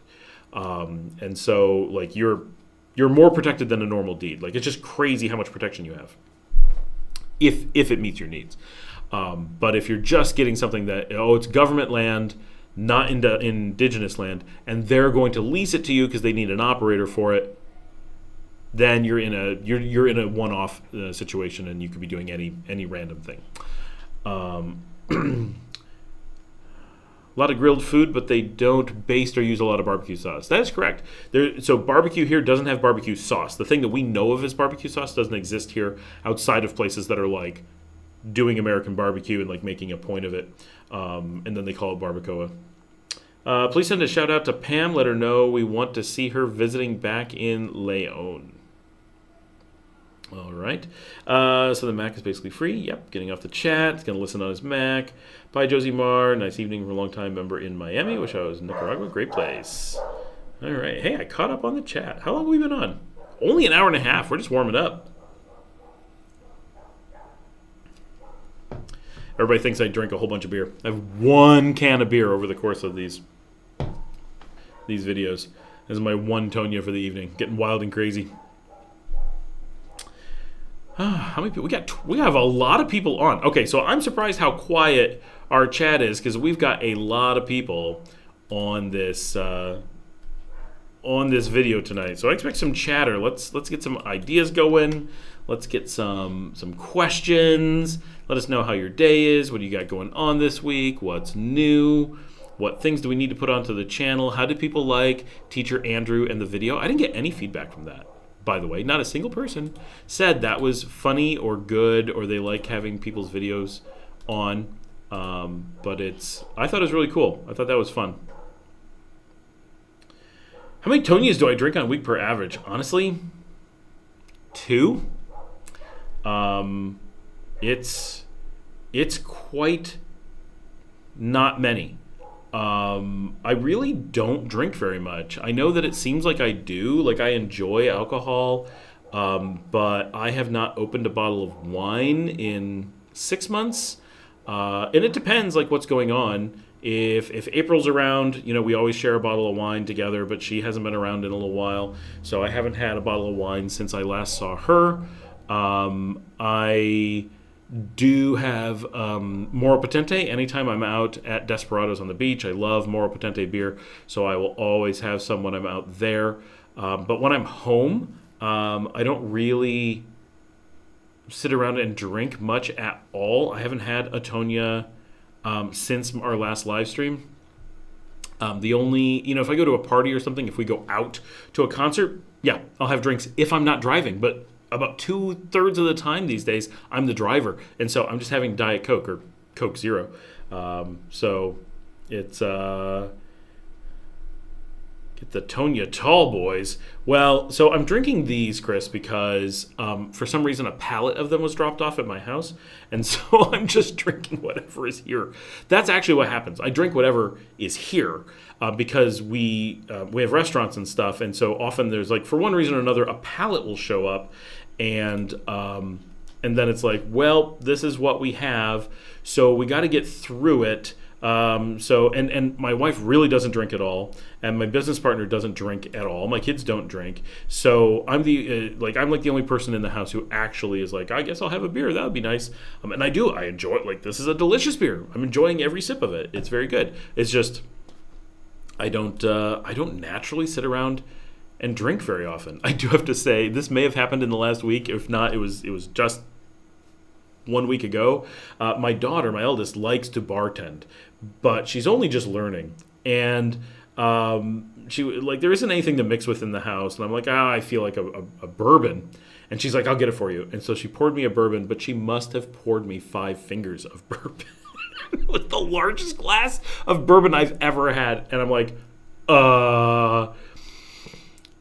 I slept well. I slept well that night, we will say. She's like, is that a lot of bourbon? I'm like, it's a lot of bourbon. Like, I like bourbon. And it was a good bourbon. Like, it wasn't like a hard one to drink. I'm like, this is seriously a lot of bourbon. Yeah, that was fun. But yeah, no, I just don't drink a whole lot. It really does depend, though. If we're starting to go out to a lot of parties and stuff, like we had the birthday party for my friend last week, then yeah, I had quite a few just because people were handing me things. But yeah, at home, I guess really the thing is I'm not a home drinker under normal circumstances. If someone stops by, I'll have a drink with them, of course. But just lurking. Google Chrome for internet. Hold on. There's no llamas in Nicaragua. There are on my channel. Oh yeah, I forgot to mention, for those who didn't see the short today, my oldest of all my social media, much older than Instagram is, older than Facebook is, the granddaddy of social media is Flickr. That is the photo sharing app that predates everything else. They invented the modern web. Like, really important platform that these days people have a tendency to have forgotten. But for professional photographers, it's still the platform for professional photography, which is just not a big thing. It's fairly big. But my channel started taking off, my Flickr feed, as they call it, started taking off 5 years ago. I've been on it for nearly 20 years. And I have, 50,000 pictures or so. But it was always like this really small thing, and like who cares? It's just my place for having pictures. And it did work out well. In the early days, using Flickr got me work doing photography for the Prudential. I did a lot of stuff for tourism boards in Prince Edward Island and Ohio and Montreal and like all kinds of like random places. MTV picked up some of my work for some stuff. So it's been good, like really interesting. But it was very small traffic.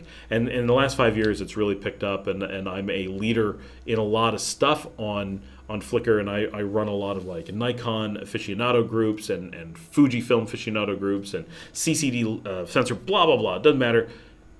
I just hit the rather significant landmark of 100 million views on Flickr, which on something like YouTube, you'd be like, oh, that's a big number. But on Flickr, that's a what number? Like, for a platform as little known as that, to have a number of views like that is so staggering. And I will have, at this point, easily an average of pretty close to 100,000 per day. So it's wild, right? And so 100 million, that was this morning, we hit that landmark, which was a really big thing for me. So that is why the llamas today, because my account on Flickr is flickr.com/sheepguardingllama, which is the original name of my blog and the original name of my vlog that you guys are watching the live stream now. But we changed the name several years ago because it got a lot more popular, and it was like, why is it called this? And it didn't make sense having to explain it all the time. That is the background. Go check out my Flickr feed because it has just a ton of stuff going on. Flickr.com/sheepguardingllama. There we go.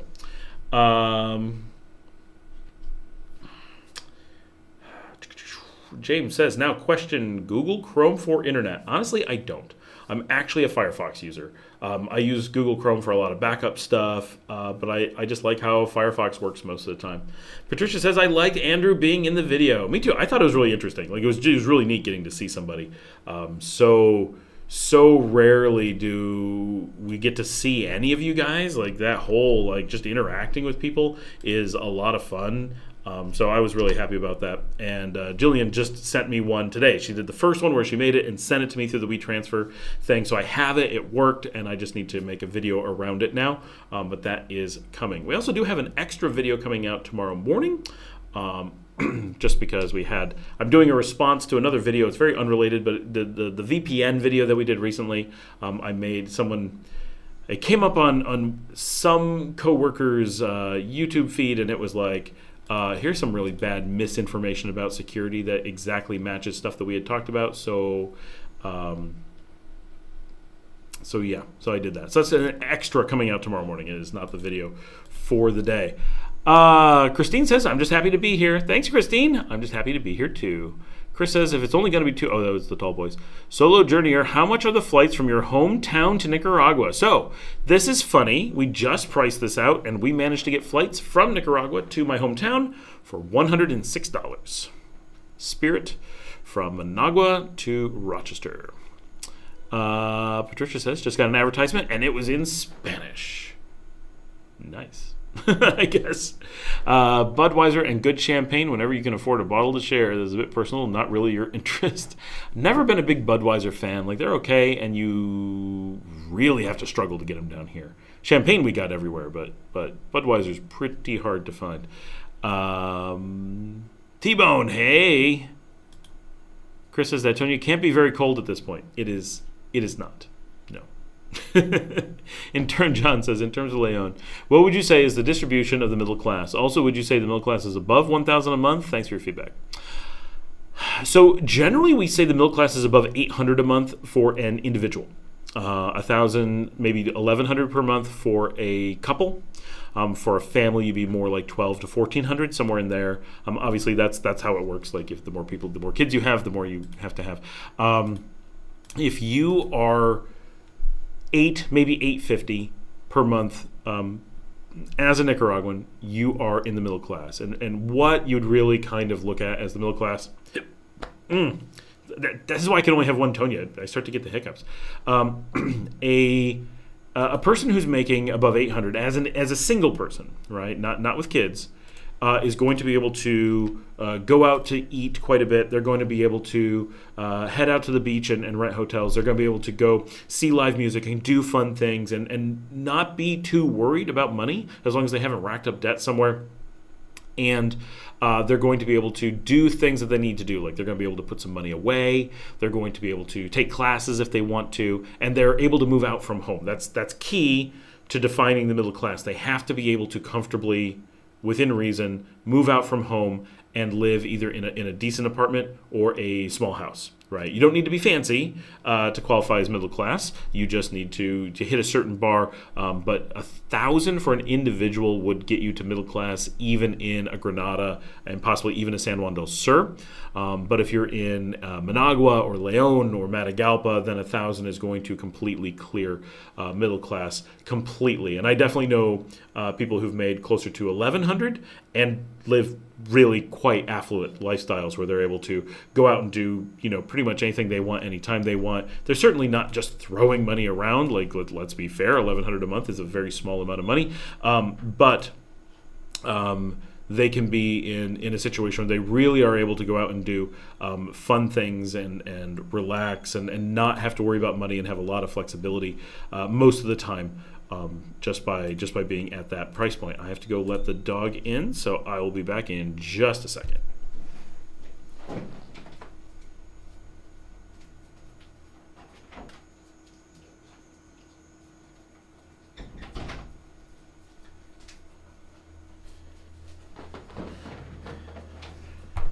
And we're back. Nothing like an ad as a filler. What was the next question? How are the doctors there? Oh, the doctors here are fantastic. So Jillian can jump in as well, because that is the thing that she was just talking about that. But it's overall, doctors here, and I was talking, so first of all, I know a lot of doctors here, right? Like, there just are so many more doctors here, which is an amazing thing. But the way that they are taught and the way that they approach healthcare, it's so different here. They are they'll come to your home. They will give you their home phone number. They'll be like, call me, let me know what's going on. They stay connected. They have great bedside manner. They're actually there as trying to take care of you. It is so much not a business here, like just such a different experience. And so finding doctors we found to be quite easy. They're very affordable. Healthcare here is just generally fantastic and been a really good thing. So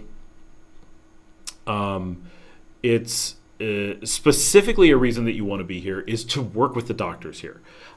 We've just, every experience that everyone we know, it's not just us, it's every single time anyone we know has to interface with doctors, hospitals, dentists, anything of that ilk, is almost immediately you're expecting them to come back, and they routinely do, and just be like, I cannot believe how cheap this was, and they solved problems that American hospitals couldn't fix for a decade, right? Everybody has the same story almost every time. It's this, I've put in so much money. I was so sure that I had the best people. Then I came here and a random doctor that is not even a specialist, and they looked at me and in 2 minutes fixed everything. And you're like, what? And it cost me $20. It's like this constant story of just how ridiculously good the healthcare is here. And it really specifically comes from how good the doctors are, how good the care is. And it's the care portion that's so significant. Well, your back hurts. We're not going to make you get up. We're coming to you. Oh, you need this? Here's how we're going to deal with it. Whatever needs to be done, they're going to do. It's not on you to figure it out. It's just such a different experience. And I was talking to some doctors, and they were explaining that here in Nicaragua, one of the things is, as you can imagine, there's a lack of certain types of resources. So, for example, getting into an MRI is harder than in the U.S. In the U.S., there's MRIs everywhere, but they're super expensive. Here, there's very few MRIs, but they're pretty cheap. But they don't just use them willy-nilly, because one, they don't make money by recommending things you don't absolutely need. And two, they use diagnostic equipment as a means of confirming diagnostics rather than a way of generating diagnostics. So something they said is that when they interface with doctors from the United States, for example, American doctors are very heavily pushed and taught and maybe even cajoled into using diagnostic equipment rather than talking to the patient, rather than engaging their brain and figuring out what needs to be done. So think about Dr. House. My wife is just watching this show. One of the things that makes him special in the show is that he understands what's going on and he's figuring things out. But typical doctors are not doing that in the U.S. They may to some degree. I'm not trying to say that there are no good doctors and they can't do these things.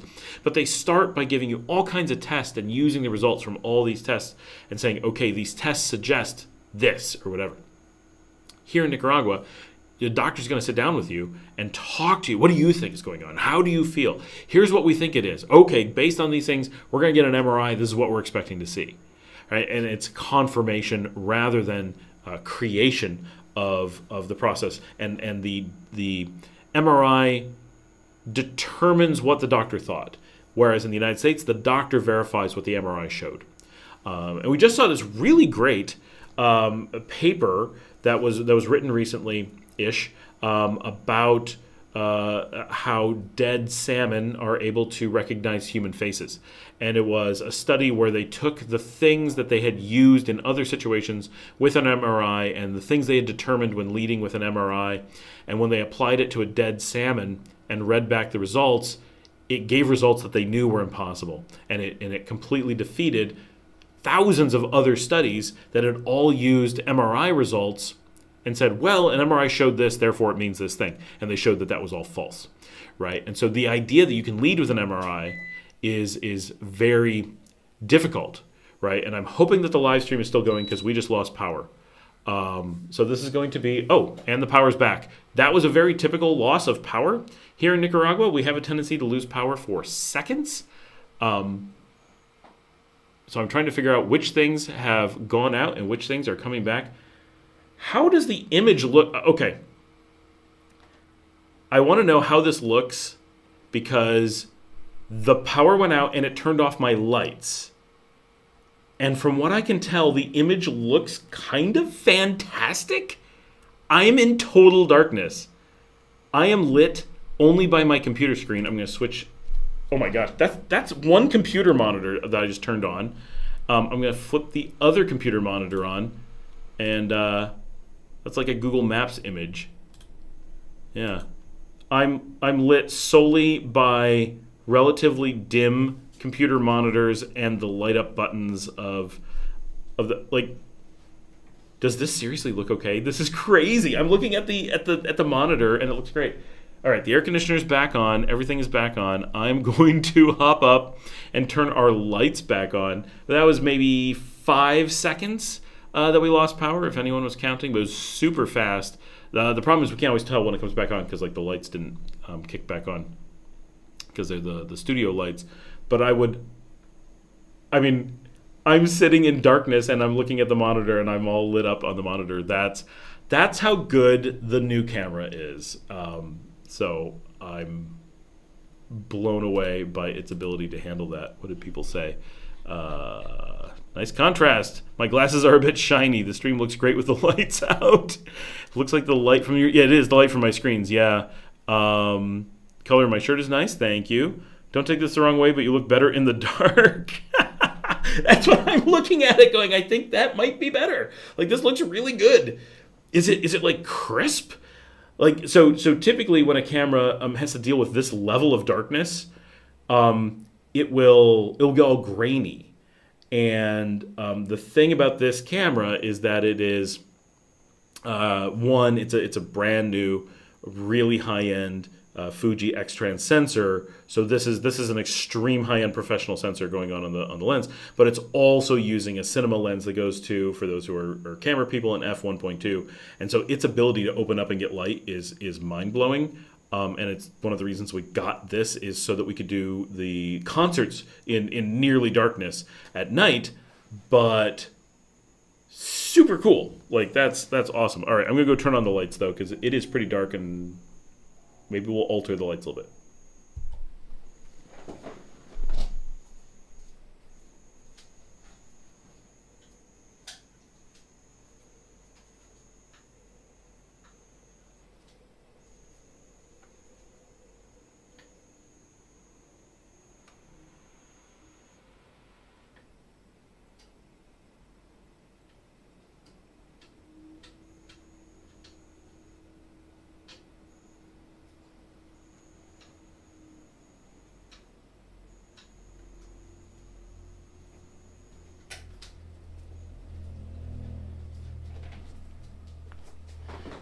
All right, I'm coming back.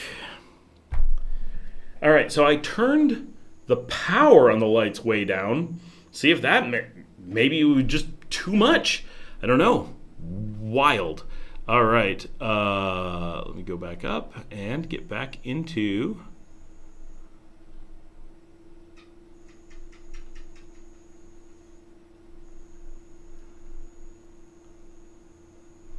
Norm says, any idea if there are regular transports between the Corn Island and the Colombian Islands, San Andreas, and so forth? I have a very good idea. There are none. Absolutely none whatsoever. Neither the Corn Islands nor San Andreas have a port of entry, so they are not able to have international traffic. They would only do any kind of traffic between them under the situation where they are dealing with a humanitarian emergency. They would do. They would do, for sure. But under normal circumstances, there's absolutely no traffic between them. In order to go from the Corn Islands to San Andreas, you have to go from the Corn Islands to Bluefields, Bluefields to Managua, Managua to Panama, Panama to Bogota, Bogota to Cartagena, Cartagena to San Andreas. That's how you do it. All right. How are the doctors there? Blah, blah, blah, blah, blah, blah. Javier, what champagne can you find? I really don't know what champagnes you can find. You didn't have a hangover after the Super Bowl? You looked extra happy on the shorts. I did not have a hangover after the Super Bowl. That was not me very drunk. How's your experience been with a simple beach? Self-sustaining or quite profitable, stressful or worthwhile? So profitable is just about the last thing I would use to describe it. It is, as I say a lot of times, if you're going to be investing in a business in Nicaragua, you really have to be doing it for reasons other than profits. And if you can make profits, fantastic, great for you. But in general, that can't be the reason that you're doing it. It's just not going to work out that way. It is a difficult market. If you think about investing in the United States, which is one of the easiest places in the world to invest, you're going to struggle, right? Most businesses lose money. The ones that make money are rare, very rare. And so, especially over time. So that's going to be difficult right from the get-go. Doing it in Nicaragua, which is one of the hardest places to make money, is going to be such an extreme in a different direction that the chances that you're going to be able to not lose money for forever, it's just like you have to assume that that's going to be the case. So you have to generally do a business because there's something you want from that business, and that could be residency. You really want to have investor residency for some reason. Well, great, then that could be a thing. But that's a really expensive way to get residency. For most people, that's not going to make sense. Even people who really want to live here and really want to do a lot of things, and maybe even people who want to have a small business, it may still not make any sense because investor residency is such a really tough thing to do. Like, there's just a lot of requirements for it. It's very complicated. So you probably don't want to do it for that reason. Then you really need that business to fill a need. And for us, we want to have a place on the beach. We want to have a restaurant. We want to have food that we like. We want to have a bar that serves, like, there's a bunch of things we just want to have in a community that's our community. And so because that's where we live and that's where we're going to live, we have a long-term commitment to the area. Having a place that serves my favorite fried shrimp, having a place that, serves a cold beer that I can walk in and do things that are really important to me because I live there. It's not like you guys who may go there and you pop in and you're like, this is fun for a night or a weekend or whatever. Yeah, that's fun, but it's gonna, but for me, this is potentially for the rest of my life the place where I need to go to get fish and chips. And so that's a very different thing for me because I live in that community and because I used to work in hotels, I used to work in restaurants, and those are things I've always been interested in. So it's a lot of things come together.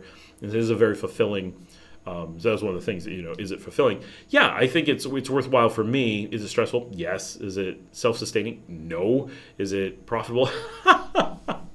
But am I glad I did it? Yeah, but I certainly can't go out and recommend it to someone.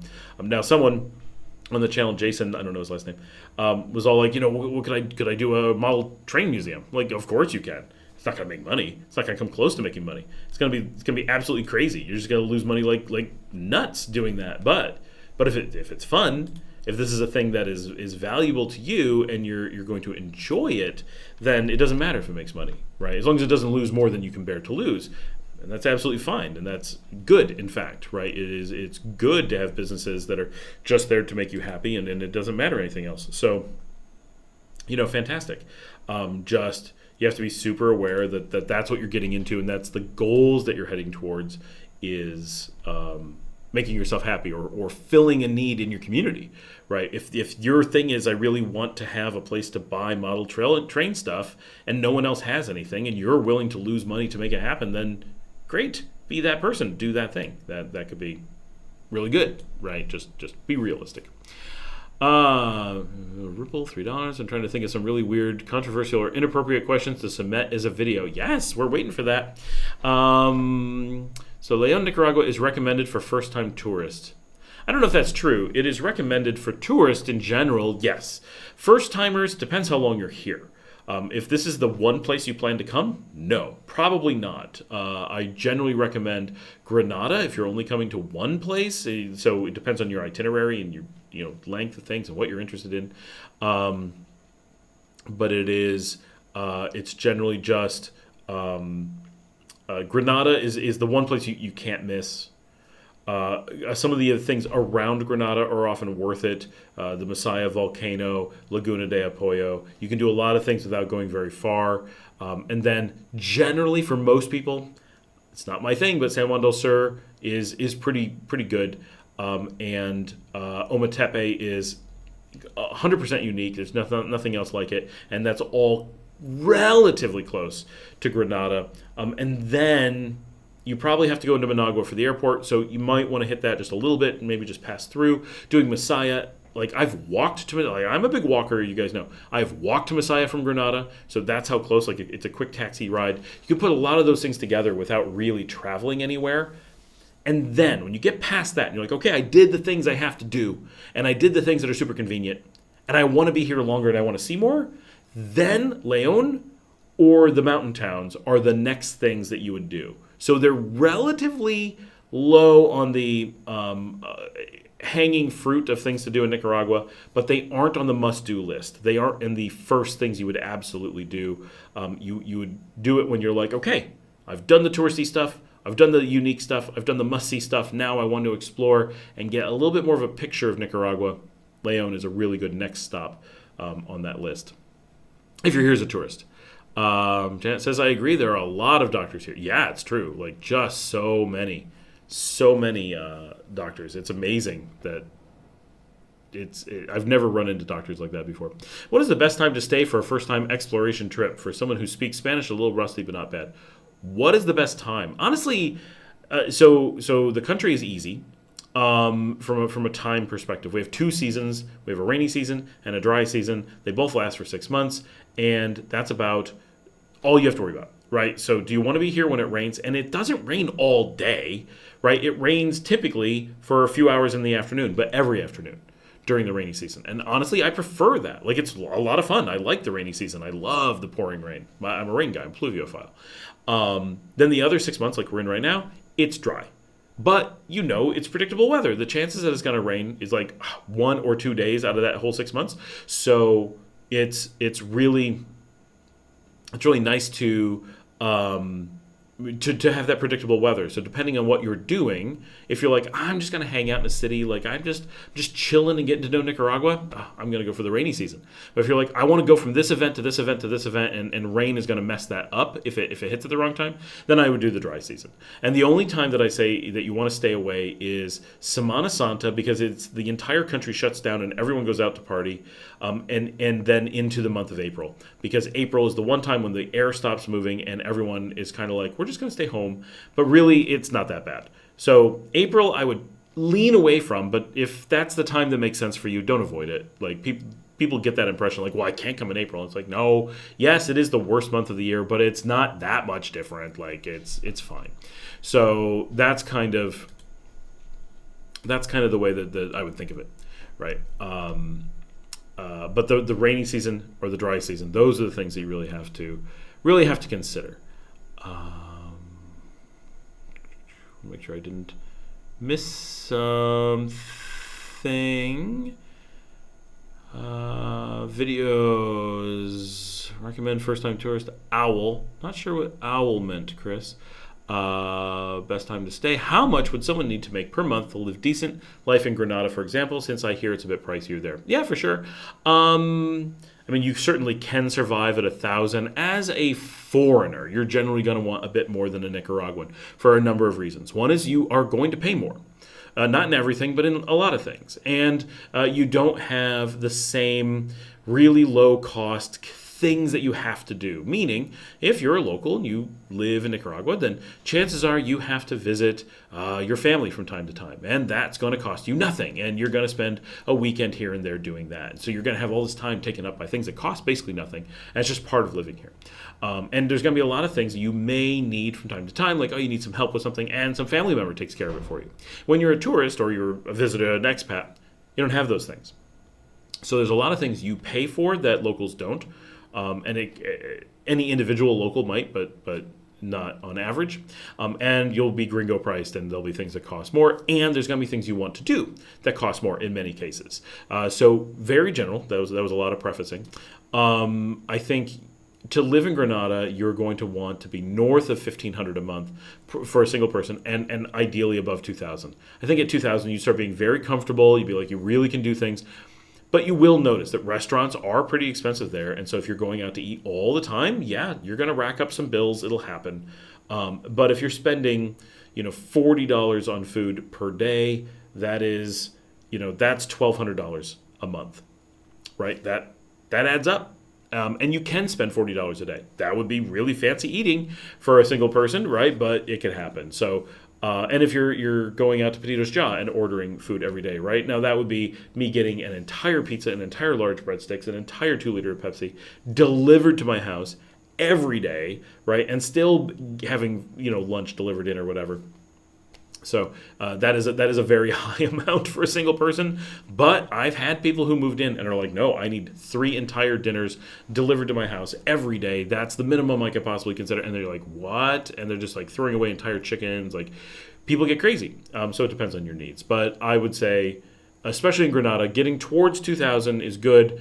But at 2,000, you would definitely be very comfortable. So 24,000 a year, I think you could rent a really nice place, live in a nice part of town, travel around the country without a problem, go out to eat, but not be ridiculous quite often. Eat at home some, mix things up. You'll be able to do activities. Very few activities in the country cost very much, so you can pretty much do anything. You'll be in good shape. What part of Leon? This is Joe. Hey, Joe Hudson. What part of Leon do you live in? Southern, northern, etc.? Is it a gated community and is it safe? So I live in the west. This is everyone knows I live in the Barrio Sutiava, which is absolutely enormous. That doesn't tell you at all where I live, but I live in the western Barrio of Sutiava, which as far as I know, is actually the largest barrio in the country of Nicaragua. So we go on for miles, but it's a relatively low cost area. I am in a gated community. That's not something I necessarily go out and be like, you know what, gated communities are the coolest. We weren't looking for a gated community, but a house that we really liked just existed in one, and so we were like, okay, let's do it. And we do end up liking it. Like, it's much more quiet. You don't have the people yelling in the door all the time. It is nice having a gate guard who takes deliveries for you. And my Petito's job brings me a pizza. I got a guy who brings it to me, right? Like, it's awfully nice. I understand it's pretty pampered. But gated communities are available at the upper end where you're like really luxury, but they're also available at the barely sneaking into middle class, where you're paying maybe $200 a month for a house. Right, that's not furnished, obviously, but if you're getting into that $200 range, you could have that $200 be in a gated community or not. It definitely goes either way, and then you're not going to have guards who are like bringing you stuff to your house or anything like that. But they are going to watch the gate every day, and you are going to have people there, and this really nice sense of security and community. And so I've been to lots of communities that are like that, and can be very nice. Is it safe? It's ridiculously safe. Yeah, we're in as reasonably like Europe safe, like Northern Europe kind of safe in this area. Like Sutiava, super safe as a barrio, which is funny because some people are like, I've heard that Leon's pretty safe, but not don't go out to Sutiava. And I'm like, what are you talking about? It's so safe, it's ridiculous. The most dangerous things are tripping over bad parts of the sidewalk in the dark. So it's a very safe barrio. It's a very safe part of the barrio. It's a very safe gated community. And then we're double gated. So we're gated inside a gated, we're safe from stray cats, let alone people. Like, it's extreme. But yeah, very, very nice area. I like it a lot. T-Bone says, do you make more from the Buy Me a Coffee or from YouTube tips? Oh, by far Buy Me a Coffee. So first of all, the YouTube tips only got used for the first time last week. And in that one particular day that everyone was like, we just discovered YouTube tips, I made more in tips. But on a day-to-day basis, it's probably 10 times as much from the coffee. All of it is very small, but I really appreciate everything that everyone does. But none of it pays the bills. But I do appreciate it all. I do this because I love it, not because it's a job. I hear that the YouTube takes a big cut. I honestly don't know, but the amount I get is so small that... I don't think I've hit $100 of total anywhere ever on the Google tips, so I don't know what the percentage is at all. But I'm sure the Buy Me a Coffee is better. Buy Me a Coffee, they take almost nothing, and it works really well. So. Jillian says, I was amazed at the treatment I received at the local clinic first time here, and just wow. Jillian went to the public clinic, not a private, which I do use from time to time, but I almost always use private. Just baller like that. But the treatment we get at the private is so good. And so cheap. We're paying for private, but partially we don't want to, we're able to not be any kind of drain on the country. And so we like to, be in a position of paying in and not using anything if we don't have to. There are times where we have to use the public clinic, like it's mandated by law, like applying for residency, you have to, but that's different. Like, you're using government resources, not for health care, but for health checks or whatever. All my experiences, public, private, anything, have been really good. And yeah, you can use the public and get really good results. I'm a bit behind on the questions. I'm trying to catch up. Great question, T-Bone. Yes, I was amazed at the treatment. It is, just like my house. U.S. healthcare seems to be trying to keep you sick. Sick care? It's true. The problem with trying to make healthcare privatized and profitable is that bad results are going to happen, right? Like, it doesn't fundamentally make sense. It looks good from the light of your screens. Oh, I'm still reading that. The stream looks great with lights out, but glare contrast. Okay, now I know how far behind I am on reading it. But I think I might stick with Flor de Caña. Flor de Caña is awfully good. You have all the answers always on point, discreet with Triple meanings. Is your power AC or DC? I would assume DC. Is my power where? No, I mean, we're on regular AC power the same as in the US. Like, it's 60 cycle 220. I mean, I don't know what you're talking about. But the lights for my studio lights are DC, but they're plugged into the AC wall. They just go through a big converter and then into USB-C power. But they're huge lights, so they're pulling a lot of power. John Blair says you literally are glowing in the dark. There seems to be an apparition behind you. Oh, I have to watch it and see what it is. Patricia, I'm just sarcastic. Scott, I know I'm not big. Oh, yeah. I like sarcasm. Just be kind. Solo, if it was the result of your lights going out, then for future reference, no worries if that happens. Yeah, I mean, I was impressed with the lights. I was so shocked when I looked over at the monitor. As I think you guys know, I've got my computers here, and they're all black screens. Like, I've got them on night mode, so there's, like, no light coming from them. And then the only thing over here is a monitor that shows me what the mixing board has up on it. So I can tell what the different cameras are doing, but I only have one camera on.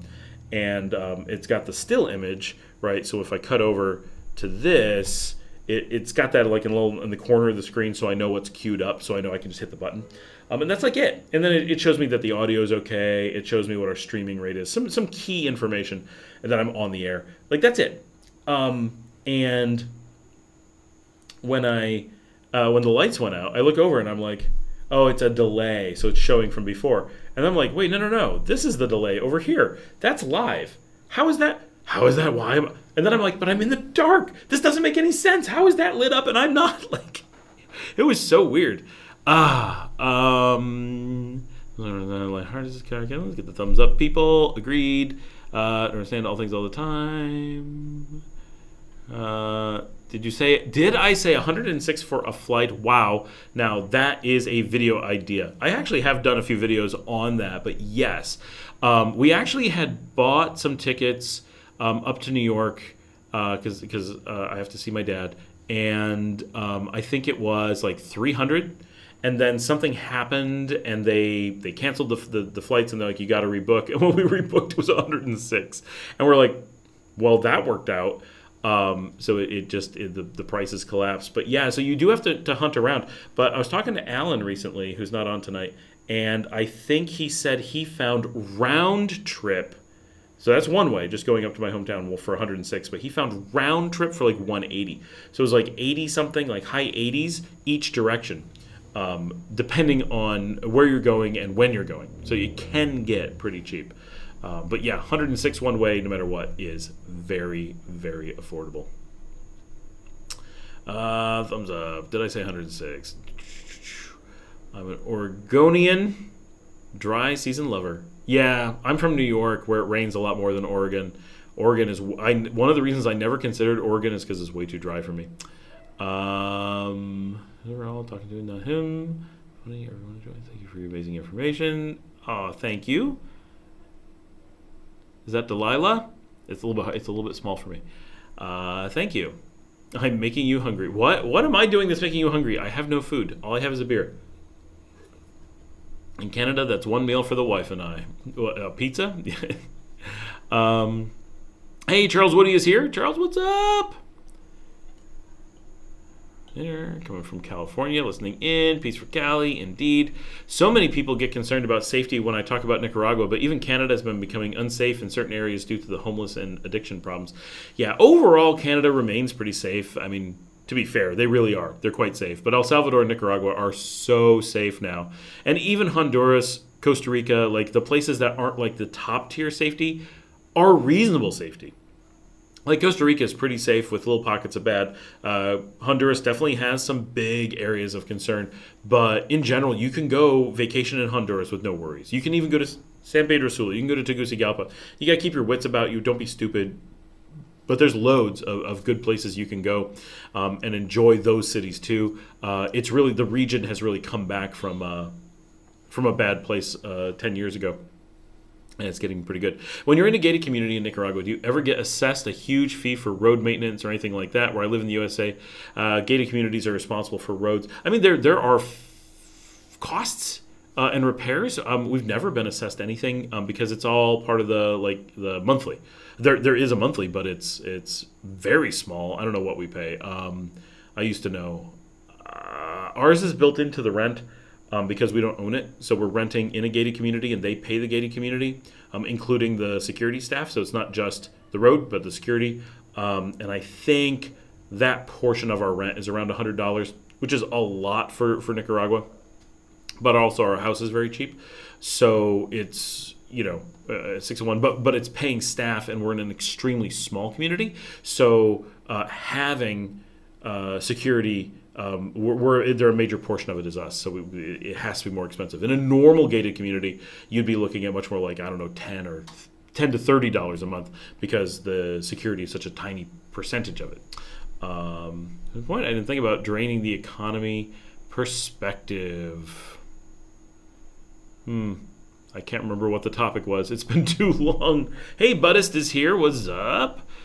Need to buy my ticket to Nicaragua ASAP for July. Yes, it's coming up. Haven't searched yet. It's just go to spirit.com and make sure you have the Spirit credit card. I really should be sponsored by Spirit, for real. What are my top 3 favorite restaurants activities? Joe Hudson, what are your favorite restaurants activities? Can you clarify on that, Joe? Mostly here we go out for live music. That's by far my favorite thing. What else do we do, Janet? We go for karaoke once in a while. Definitely not my favorite. I don't mind it. It's fun. And for dancing, for salsa. Those are so probably live music, then salsa, then karaoke, unless I'm missing what the question was. I think that's what it was. Charles says, take care, y'all. I'm supposed to be cleaning, but I saw that I was live. Hey, well, it's good seeing you again. Charles and I actually managed to, this is funny, we had talked a bit online and then completely at random ended up waiting together at the same airport in Costa Rica and not the close one down in the capital. And so it was like, wait, are you around the corner? Well, I'm around the corner. What is going on? So we had dinner. It was very cool. T-Bone says the Google Travel Search Calendar works great if you want to hunt for flights. I have had 100% anti-success with Google Travel Search. I know other people tell me it works really great, but every single time I've ever tried to use it, which is not a ton, it has given me fake prices on flights that didn't exist. And when I went to book, never once has a flight that I found on it actually existed. So I've stopped using it completely. I know that they show old data and that's their thing, so they can give you quick stuff, but I find it to be incorrect to the point of useless and or fraudulent.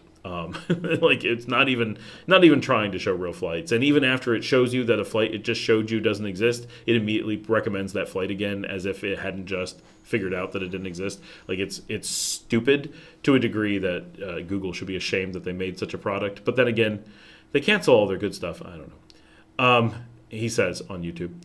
Sign up for paid service to see if it will do a better job. Honestly, T-Bone, just go to spirit.com. Nobody gives you better prices. That's always the airline you want to fly, and you always get your best deals direct. Portland doesn't rain heavily a lot, but it looks like it's going to rain. See, that's what I like, is when it looks like it's going to rain, but then does. Rob Senator says, how hard is it to find a place to rent or buy with a big enclosed yards like your home has? Very hard, honestly. We were here for a very long time, had to have connections, had to know people. The people we knew had to know people. They had to know who to talk to put pressure on them to rent us the house. Seriously, if it's so hard to do that in many cases you need to be here for a while. Now, it depends, right? You could be looking out in the country and want to be in a rural area. Well, then you're going to find it pretty easily, but we're not. We're in the barrio.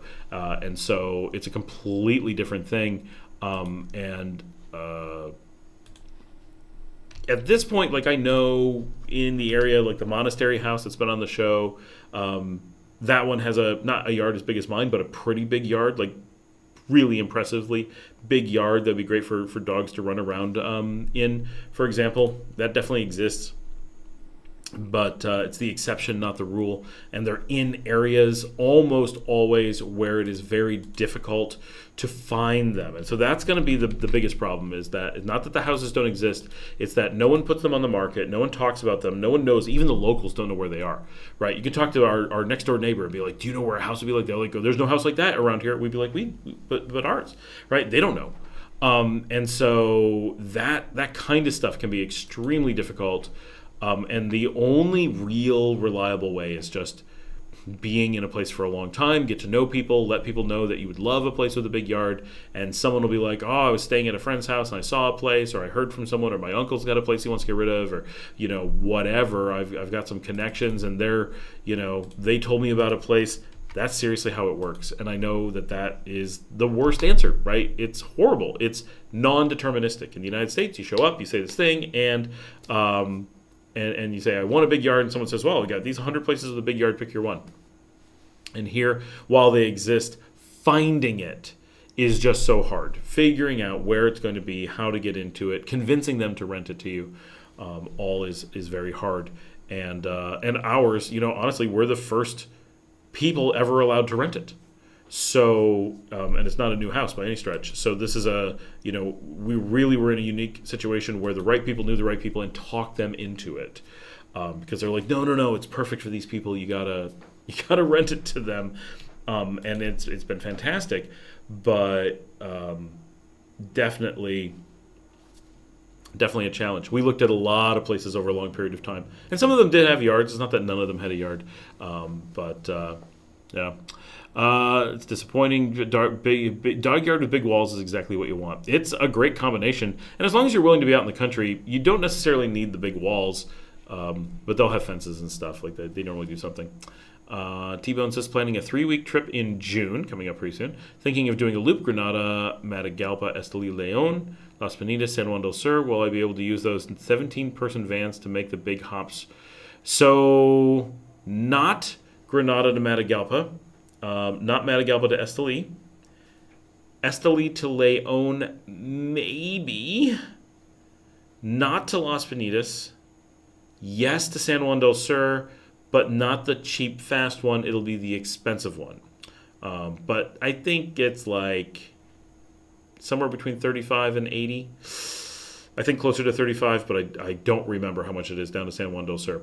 But the loop. So one of the things you can't do and use the buses is do a loop, because so they're called UCA buses, and UCA stands for the University of Central America, and all of the UCA buses go to and from that point in Managua. And so whatever you're going to do is going to require, if you're using those, you have to go into Managua. So it won't be a loop. You'll be going in and back out, and in and back out, which is not horrible. But some of those places are pretty far out, and you won't be able to do them. So you can't do Matagalpa and Esteli using those buses. Leon, you can. But if you're in Matagalpa, you want to go up to Esteli, so you're going to take the chicken bus. If you're in Esteli, you want to come down to Leon, you're going to take the chicken bus.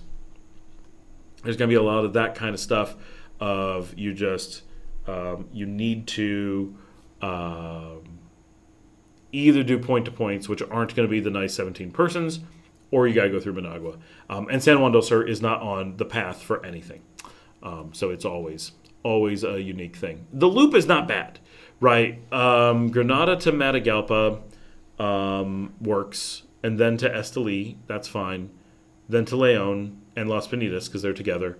And then the jump to San Juan del Sur is really far. But yeah, you want to see San Juan del Sur. The only thing you're skipping in that is Ometepe, which you could hit either at the beginning, because it's really close to Granada, or you can hit it as you return from San Juan del Sur.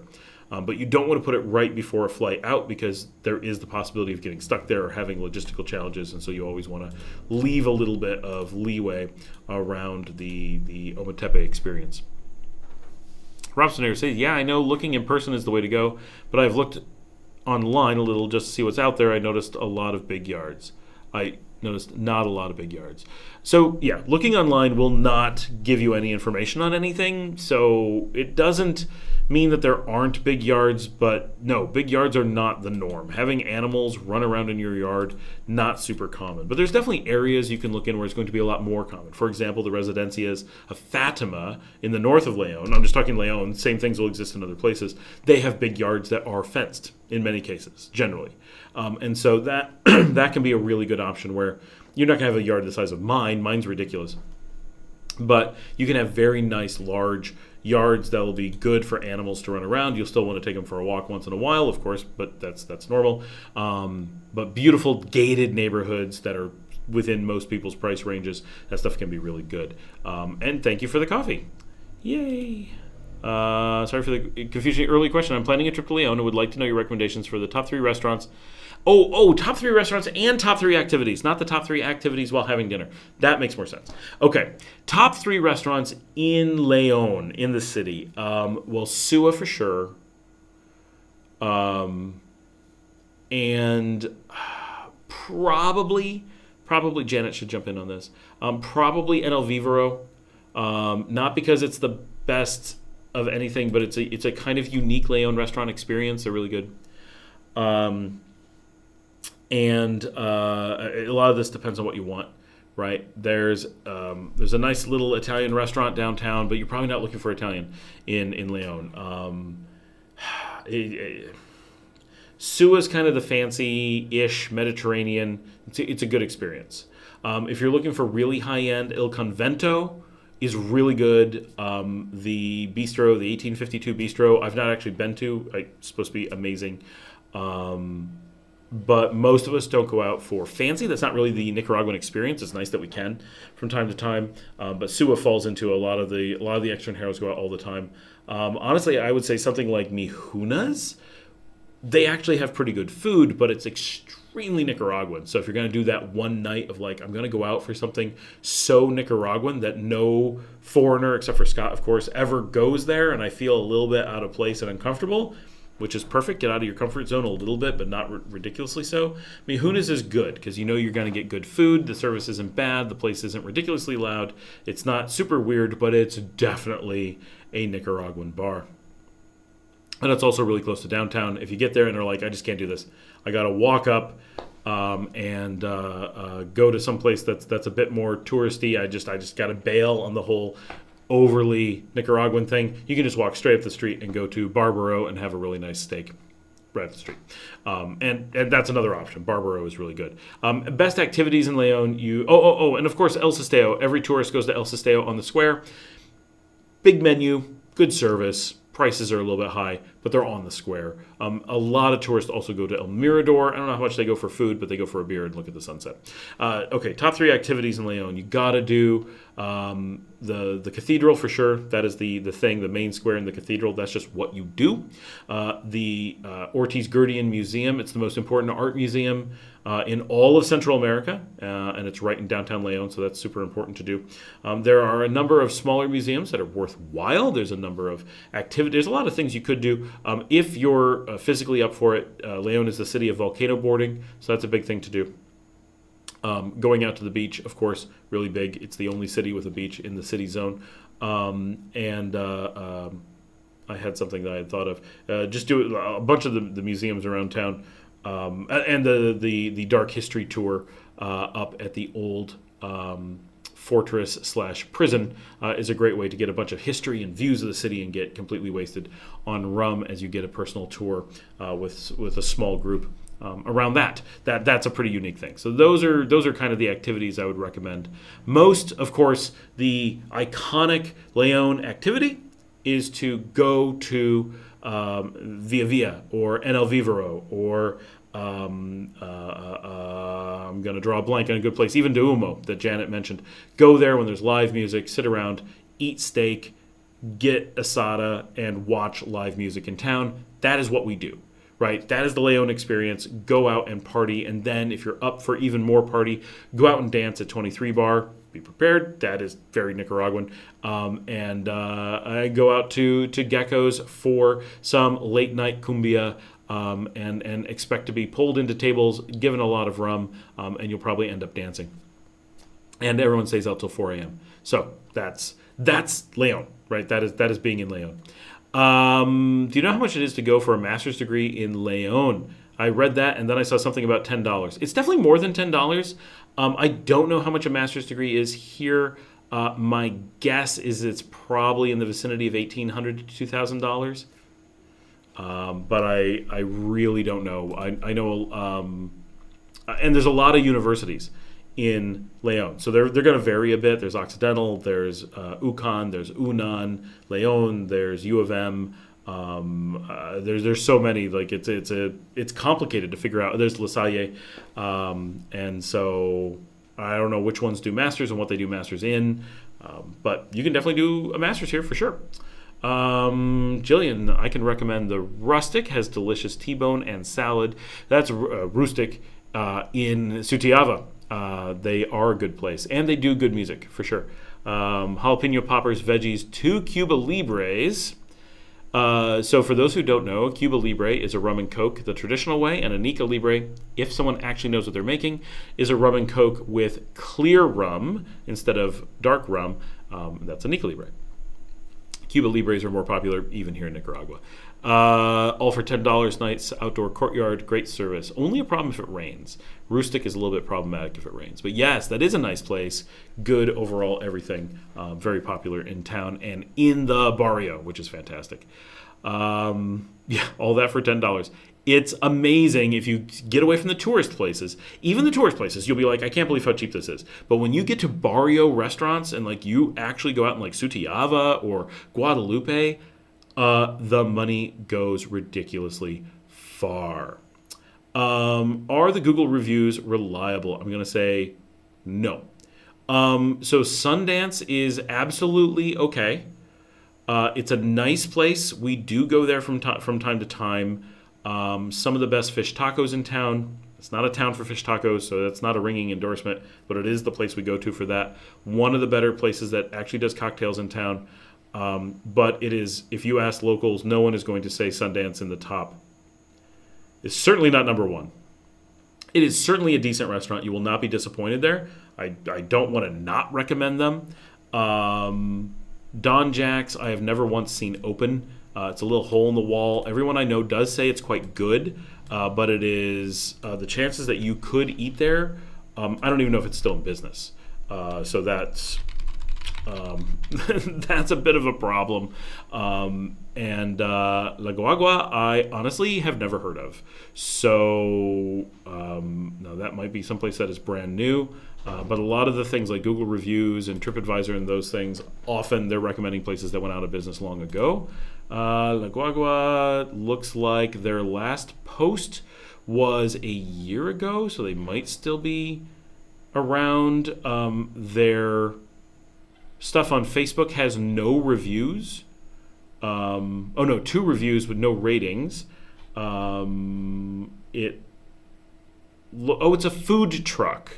That's why we don't really know it. So it's probably a perfectly good food truck, and it's probably still in business if it's a well-ranked. But how do you find it, and what is it? So food trucks are a big thing in Leon. Absolutely, go try some food trucks. This one could be very good, but I don't know where they're located, and I don't know what they serve. But probably hamburgers, like all the other food trucks. Oh yeah, definitely hamburgers. I just saw a picture. Parque La Merced, 80 Varas Abajo. Okay, it's just one of the trucks at La Merced. I just didn't know the name. So that's a perfectly good place to go. It's just a line of food trucks that serve super late at night, and they do like hamburgers and hot dogs. And that is the food of Leon is the late night hamburger at La Merced.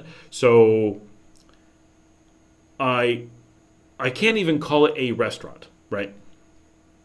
But it is perfectly acceptable as a place to go, and eating the food trucks in front of La Merced is an experience. And go out dancing late at night, go out and have drinks, be hungry afterwards, and go get a ginormous Leonese greasy hamburger at the street food. That is a way to go. So yeah, absolutely good in that regards, but not what I would expect people to be thinking of. Let me bring up somewhere. I know I've got, it's not that place, but I know we got a video of doing street food at one of the places right next to it. So this will give you, they're all like, it is such a repetitive thing, if that makes sense. Like all the burger places, like the Leon hamburger is so iconic, and there's a special way that they do it, and it's just always the same thing that any one of them will be pretty similar. Some will definitely be better than others, right? So if people have a recommendation of one, great, but you can go to any of the popular La Merced food carts, any of the Guadalupe food carts, any of the Sutiava food carts, and you're going to get good food. It may be greasy, it may be unhealthy, it may be, late at night and a little bit limited in your selection, but you'll get good stuff. Are enclosed dog parks common? Enclosed dog parks are so common that none exist. Dog parks, anything for dogs, do not exist. That is just not. Is not a thing. That is something that you have to provide for yourself, your own yard or whatever. So at 50 seconds into the video that I just sent, you can see some of the food carts at La Merced. It's that line. One of the ones in that line is La Guagua, apparently. I think the one that Kat eats at in the video, because remember, I'm vegetarian, so I never eat any of these, is Billares, not La Guagua. So there we are. Yeah, it's unfortunate that there's no dog parks, but here, remember, there's wild dogs everywhere, or street dogs everywhere, and so people leave their dogs outside. Like nearly everyone leaves their dogs outside, which we hate, but that's how dogs are treated, and often it's not that they're not that they're like kicked out of the house, but the dogs they roam, right? They sleep in the yard, they walk down the sidewalk, they play with other dogs, they go explore, and dogs on their own are going to do that. They're going to roam and do things. I say, as my dog is sleeping here on the floor. It's only because my dogs are always kept enclosed, they're always kept with people. They live a life of constant attention with humans, and we bring dogs to the house, and we have multiple dogs, they play with each other. So that's how our dogs are. But as far as parks and stuff, everyone just lets their dogs roam. The idea that you take your dogs for a walk is a new thing. People do it. You see people out walking dogs, sometimes on leashes, sometimes not. But I have to see what a sniff spot is.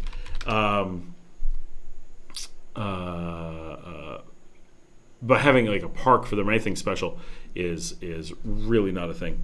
Are most of the street dog friendly? Most of the street dogs are skittish. They're not going to come up and play with you very often, but yeah, generally they're friendly, especially if you're going to like pet them or like if they don't run away. Very few are unfriendly. I walk a lot in the street. I definitely run into dogs that are relatively aggressive, but almost always because they're scared and they're protecting their property or their family, which is not the same as aggressive. It's not like they're out and about and you're running into them. It's really that they are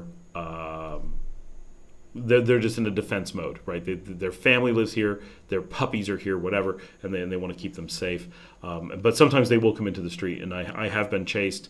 I typically am, people see me, I turn around and I'm like, oh, puppies, you're such a cute little puppy. Just bark. And I'm like, oh, you just want love. And it's like, and I'll be like, I call dogs that are being vicious and coming at me, and I'm like, oh, come here, you need pets. And they're just like confused.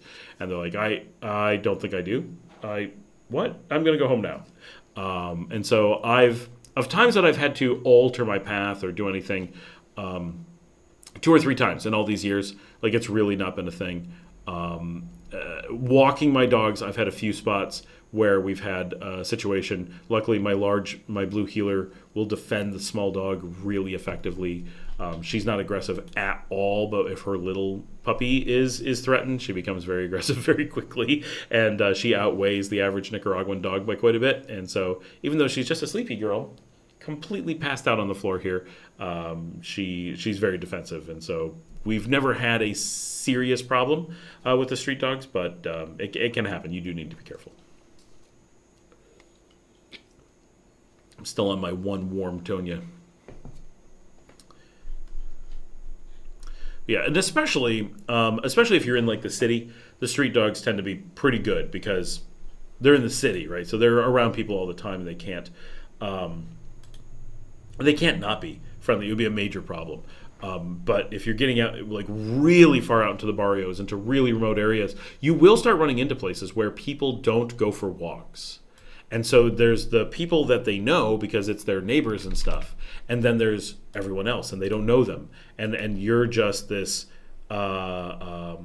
scary stranger. Then that's their reaction, and so that tends to be where you're going to run into problems. And once in a while, you will find packs of dogs, like little neighborhoods, and the dogs will accumulate into packs, and then you're like, oh, that's a aggressive group of dogs who feel emboldened because they have a leader and some followers, and they've got to show off for each other or whatever it is that dogs do. So we see a little bit of that, but it really, for the most part, I'm surprised by how good it is. Have you tried telling the street dogs they just need pets in Spanish? They probably don't speak English. That's a good point. I need to work on my dog Spanish to be able to better overall communicate with them. That might up my street dog game. I might get to pet more street dogs, in fact, if I did that. We will. I'll work towards that. Are you allowed to carry I assume that says sidearm, it's under thing. No, you can't have a gun here. So traditionally, and a lot of people will tell you, oh yeah, you can have guns in Nicaragua, and maybe there's some far out crazy way to get a gun. But realistically, no. And definitely as a tourist, there's no way you're going to have a gun. And if you say words like, it's for protection, 100% guaranteed no, that was never allowed. Once, if you ever allude that you will use a gun as protection, then absolutely you cannot have one. Guns are only allowed theoretically under the conditions of things like marksmanship, or like I don't even think hunting is allowed, because hunting isn't legal, because it's a populated country. Everywhere is dangerous. So firearms were allowed for marksmanship and stuff like that up until about 6 years ago. And then the national champion happens to be a friend of mine, and every single person had to turn in their guns.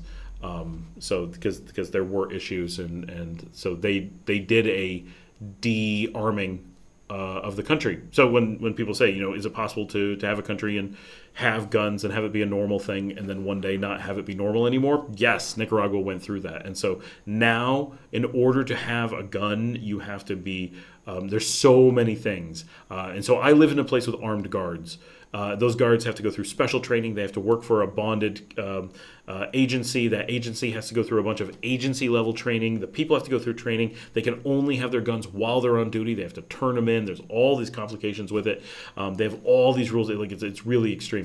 And so I understand that permanent residents can apply for a license to carry a sidearm, but guns are not very commonly, I think, used in crime since they are so expensive. So, to the best of my knowledge, that is not true. I know a lot of people have said that you can apply for a license to carry a sidearm, but a couple things. One is, a license to have and to carry are not the same thing, right? It's the license to have one in your home. Carrying is absolutely not an option, right? Not at all. Even most of the police don't carry guns. Right, so we call them the Celesta, that is the normal police, the ones in blue. That they include the traffic police. They're the ones who are going to investigate if your wallet's stolen. They're the ones who are going to take a report, anything like that. Though they do not carry guns. The Negra are the police in SWAT gear, in black, with rifles. They are armed. They do not interact with you directly. The Celesta does. The Negra is there to protect the Celesta, or to deal with really major issues where they would have to come in and act directly.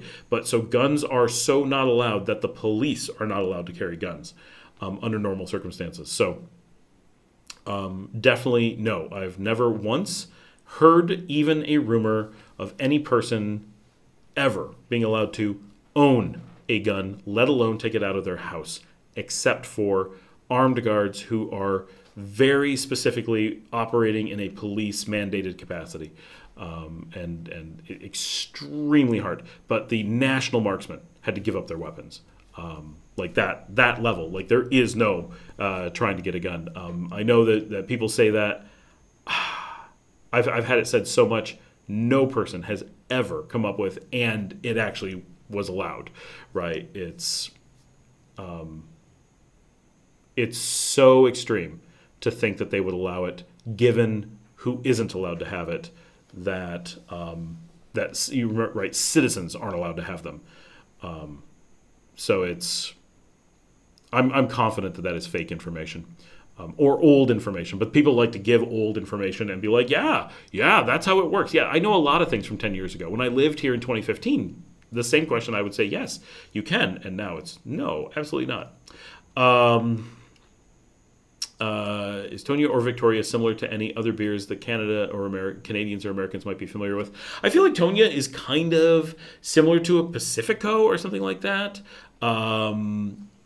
Yes, visitors can have pocket knives. I carry a pocket knife sometimes. Like, that's not a problem. You can carry a machete, right? Like, it's specifically firearms. Which, that's the other thing, before I get to the beer. Firearms don't have a purpose in home protection here. And so I've talked to police officers from the U.S., and they're like, oh, yeah, one of the things they're trained on is when you come into a home, if you're in close quarters, so a home situation, and you have a gun and they have a machete, you do not pull a gun on them, because the time you use to pull the gun essentially guarantees you've lost. You have one chance to get away, and it is to run from the machete. The gun loses 9 out of 10 times. And so that's really important, that the training is get away from the person with the machete. So when you're going to defend your home, you want to have machetes to defend your home. That's the effective weapon in close quarters like this, especially as you're up against people who won't have guns, right? Invaders are not going to have guns. So both, because they've all been taken away. Well, I get more than both. One, guns have been taken away. There are not guns out there. Two, if someone was caught with a gun, they would be in such a level of danger that you would expect that if they were to get caught, which they would, that someone would be like, we don't want to deal with this, and everyone would have an excuse to not have to take them to jail, because they would just say, well, they pulled a gun on me. And they'd say, oh, yeah, no. Taking a machete to them was totally the thing to do, and there would be no more questions asked, right? So you put yourself in so much danger in carrying a gun that you would never do it. And then the point that was made, it's so expensive that people generally aren't going to do it, because if you're going to get a gun here, guns are expensive in the first place, right? No one has a $20 gun. And then because they are so illegal, much like China, it's so outrageously illegal that no one is going to move one around without there being a lot of money involved. So they will be very expensive. Is pepper spray legal? I don't know. I believe the answer is no, but it might be. Nunchucks, I believe, are. But carrying a knife definitely is okay. So Tonya, I compare to like Pacifico or Modelo. It's relatively light, but it's got a decent flavor. Classica is just a little bit heavier, a little bit more old-fashioned, and it might be closer to like a Coors Banquet, but better. I like Classica generally over Tonya. Yep, Ben. Hey, Ben. Yeah, I tend to prefer Classica over Tonya. I prefer Moro Potente. It's like my favorite beer on earth. But Classica, if I'm just going to sit around and have a beer, I like Classica. Classica comes in bottles. You can never really find it in cans. I mean, it comes in cans. It's just, no one has it. And Tonya is by far the more popular overall, mostly just because it's newer. You're going to go through every possible weapon to see what things you're allowed to have. But Victoria tends to be just a little bit more full-bodied, but they're extremely similar beers. They're really not that different. I'm not sure why they make two, but it's a little bit like Coke and New Coke, right, in the early 80s, for those who can remember. It's like, yes, that's definitely two different colas. Why did you make two colas? Why didn't you make like a root beer? We need a good root beer here. That's something I miss. Wow, that just hit me out of nowhere. So it's also, T-Bone, it's also not only are guns unlikely to be used in crimes because they're so expensive, but weapons are unlikely to be used in crimes. Violent crimes are not that common. So the idea of having a weapon in a crime isn't super likely. If you did encounter someone with a gun, you would assume that they did it planning to shoot somebody. So you would be that much less likely to let someone escape, right? You wouldn't treat it as a threat. Like in the United States, if someone pulls a gun on you, you're kind of like, they're warning me. But if you did that in Nicaragua, it would not be a warning. You would instantly be like, well, it's on, right? One way or another, this is a terminal combat situation, right? Someone is not leaving the scenario, and so carrying a gun would be a level of threat that would be a terminal escalation, basically. So that makes it that much less likely. But most crimes, even like people being mugged in the street, might be a small knife, might just be the threat of a knife, might be the threat of a punch, is more likely than actually carrying a weapon of any magnitude, at least.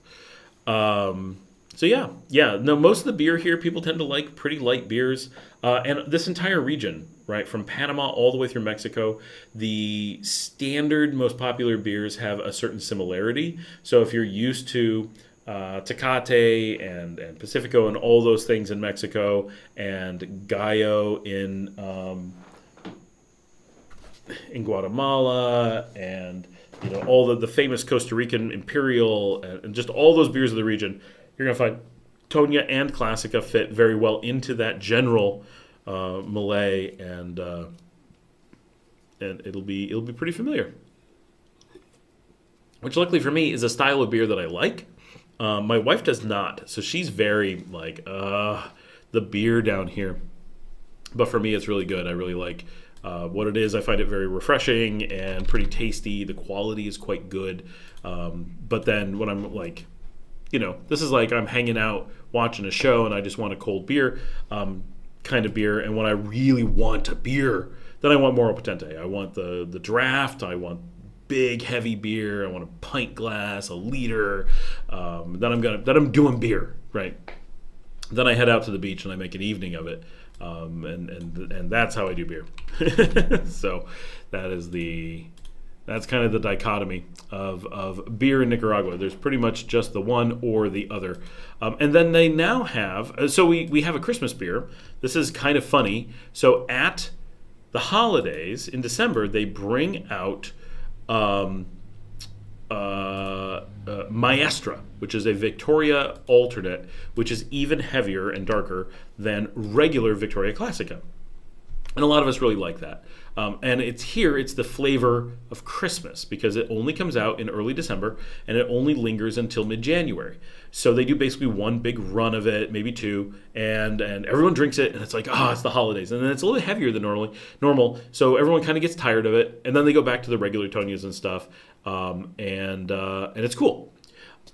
So it's kind of neat that there's that culture around that, and that people do that thing, and so I like that. It's neat. So that comes out, and we do drink a bit of that in the winter typically, just because it's that variety. And then right now there is the Victoria Triple Malt, which is in a purple and gold label, and is very malty and is not too much my style. I've had it, and like, I'm a beer drinker. Like, I'm perfectly happy with, like, okay, that's a decent beer. But it's not my style at all. A lot of people here are definitely like, ooh, I don't know about that. So I don't see it being super popular, other than the people who are just excited by variety, which is a lot of people. That there's just a general lack of variety in many circumstances. So that does get some popularity from that. Chris says, do I ever order a Michelada? Michelada is, for those who don't know, it's kind of like a Bloody Mary with beer. It's like Worcestershire and some spices, and I never make them from scratch, so I can't tell you exactly what it is. And then you get a mug, right? And the bottom of it has this mix in it, but it doesn't have tomato juice, so it's not like a Bloody Mary, but it's kind of like spicy and stuff, and it's almost got food in it. And then what they do is they take a bottle of beer, not a can, and they just turn it over and put it in it. It's way better with Classica than Tonya. And then the beer kind of feeds into it as you, and it's full of like pepper and stuff. And so you mix it up a little bit, and then you drink that, and it's like a spicy beer thing. And they're fine. Like, if you get a good one, they're pretty good. I Will order them from time to time. I rarely go out and go, ooh, you know what I want is a michelada. But if my friends are having them, which isn't very often, when they do, once in a while, I'll be like, yeah, it's a little bit more refreshing than a regular beer. It's watered down a little bit, so you can have a little bit more fluids. And because it's spicy, it tends to slow you down a little bit. So it's good when you want to linger for a while and have drinks. But I've been drinking that sort of stuff for 30 years, and it's never really been my thing too much. But they're fine. Like, I don't mind them. I'll drink them. Great for a show on produce market. Great for a show on... What would be great for a show? Just a good idea for a show to go to the produce market? I do need to do that. I plan on, when I get a little bit of time, I want to go do shopping at the Marketito, which is the local market out here in the West. And then I should drink a michelada on the live stream. Then someone would have to make it for me. One of the things about the live stream is I'm here all by myself. My kids are playing video games with my wife, and they're busy doing their evening stuff. And this is my Thursday night hiding away. Long Island iced tea. So right when you say things, there's a little heart over top of what people say, and that leaves. Sometimes I can't read the last word. Long Island iced tea street beach? Maybe I misunderstood something, James. Are you saying at the beach? Have Long Island's iced teas at the beach? The problem is you can't easily make Long Island iced tea at the beach. And no one knows Long Island iced tea. What is the ingredients? I never make them. Not my drink. I will drink them. I will drink anything. I'm pretty open to whatever people feel like making, but I feel like there's ingredients in a Long Island iced tea that make them hard to do here, which is why we never have it. Vodka we have, rum we have, gin we have, tequila we have, triple sec we do not. Triple sec is very expensive and hard to get here. Sour mix we don't have. Cola we have, lemon slice we don't have. So it's really just the triple sec, but that's a key ingredient in the flavor. So that's hard. Obviously, you can get triple sec, but it is a challenge and it's quite expensive. So people tend to stray away from anything that requires it, which is unfortunate. Also, Long Island iced teas are often targeted towards kind of a cheaper, like I'm looking to get drunk quick and cheap. And when you're doing a cocktail type thing here, you tend to be either looking for super cheap. I feel you feels so powerless. What? In what way? There's not enough to drink? That I don't have a michelada? Wait, he got rid of the note. What did he mean? Okay, we're going to find out. I should do a michelada on the next stream, though. That would not be bad. Maybe we'll do a live... At some point, I could do the live stream from the beach. How is the whiskey here? It sucks. So the whiskey situation is dire.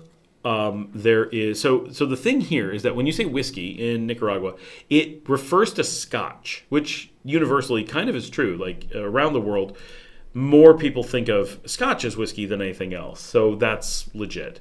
But if you're coming from the United States or Canada, we don't think of Scotch as whiskey. We think of it as Scotch. We know it's in the whiskey family, but when we say we want a whiskey, that's not what we mean. We mean we want a bourbon or a rye or a blend, which would be Canadian.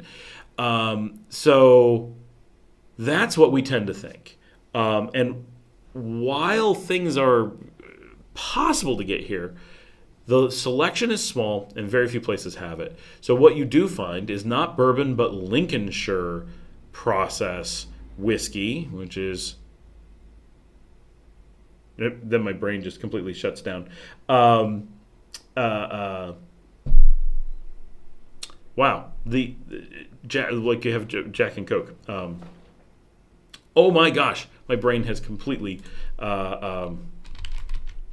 stopped working, and I've not even finished one beer. So it is a Jack Daniel's.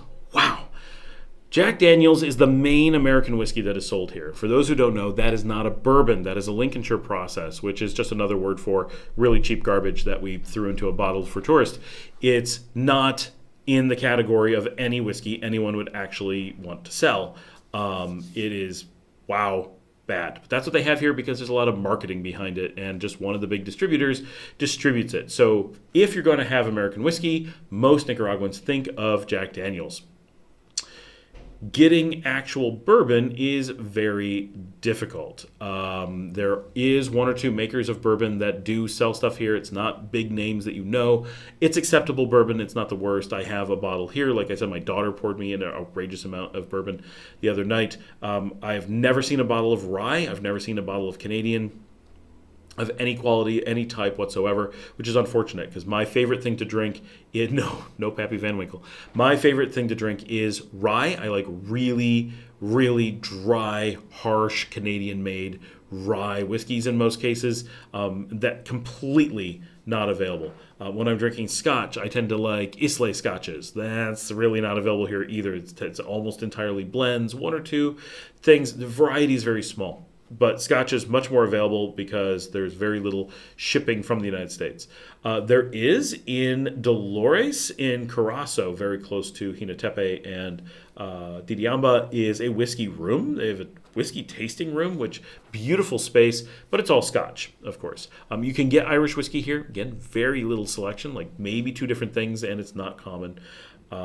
So whiskey in general is tough and often very, very sad in many cases. How about having a shot of rum in a freshly opened coconut? I mean, rum and coconuts are everywhere. They make the rum up the street and the coconuts fall in my yard and the dogs play with them. So that's very easy. Saw one of your videos about cameras. Did you ever get the DJI Pocket 3? I did not, and I'm very sad about that. I need to do a fundraiser to just come up with the money for it. But that's not the issue right now. I would actually have purchased it, but the lead time on getting it is over a month. And so at no point can I order one and actually pick it up. And it's just unreasonable right now. It's still very new. So I've not been able to get one. I still want one. I'm not losing my faith in it or anything. Just I have a feeling that's going to be an end of the year kind of thing. And GoPro's supposed to bring out some new cameras this year. I'm not holding my breath on that. They've said that for the last couple of years, and they basically have done nothing for 2 years. So we'll see. It would be great. I love my GoPros, but we're just gonna wait and see about that. But the Pocket 3 would be amazing. I think it would add a lot to the show, and so that's on my list. But we're doing the 3D cam. That's the thing we're getting this part of the year.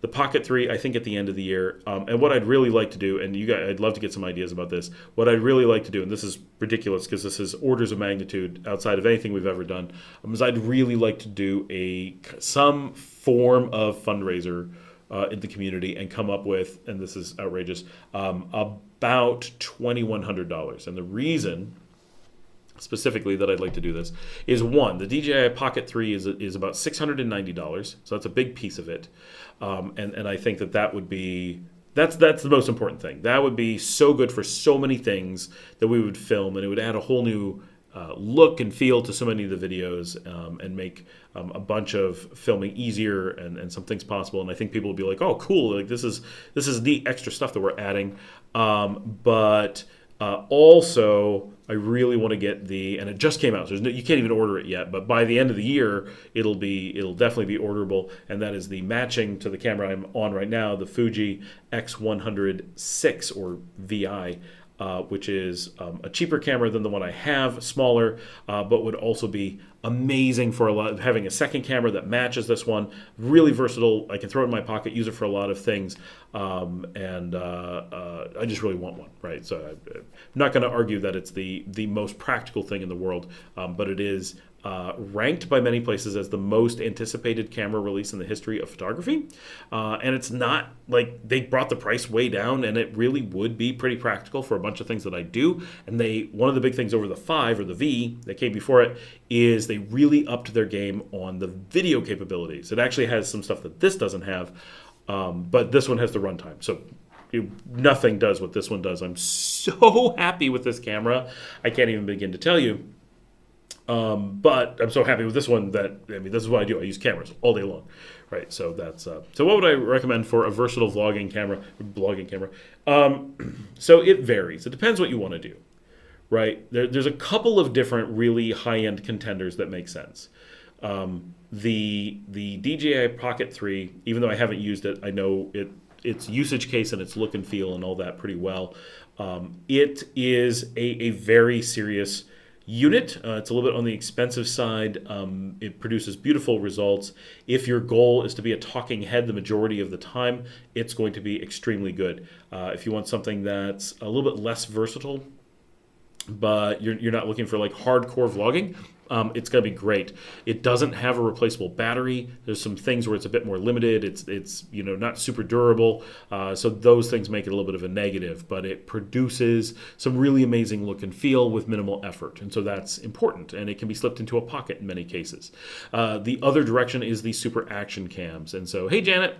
So GoPro is the leader in this. I think the Insta360 Ace Pro is pretty amazing. I've seen some just outrageously good images off of that. However, its workflow is good, but not the best. The DJI Action 4 also quite good, same sensor as the Ace Pro, but also workflow not the best. The GoPro, slightly lesser of a camera. The one thing that it doesn't live up to the other two that I just mentioned is in low light performance. If you're going to be doing things in low light, the Pocket 3 blows all of them out of the water, so that's worth considering. But if you're not doing low light, you're in bright sunlight all the time like I am for a lot of things, the GoPro is actually your top choice. It has the best really bright condition rendering. It also has the slowest sensor, which gives it a lot of advantages outside of low light performance.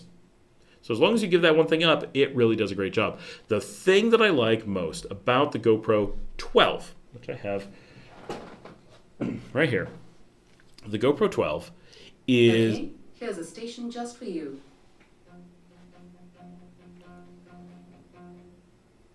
That was weird. Okay. I don't know what I said that sounded anything like that. But, so the GoPro 12, first of all, is if you buy their maintenance plan, like where you get the free replacement and you get the cloud upload, which you definitely want, the camera is only $299, which puts it into a price category cheaper than anything else, anything like it.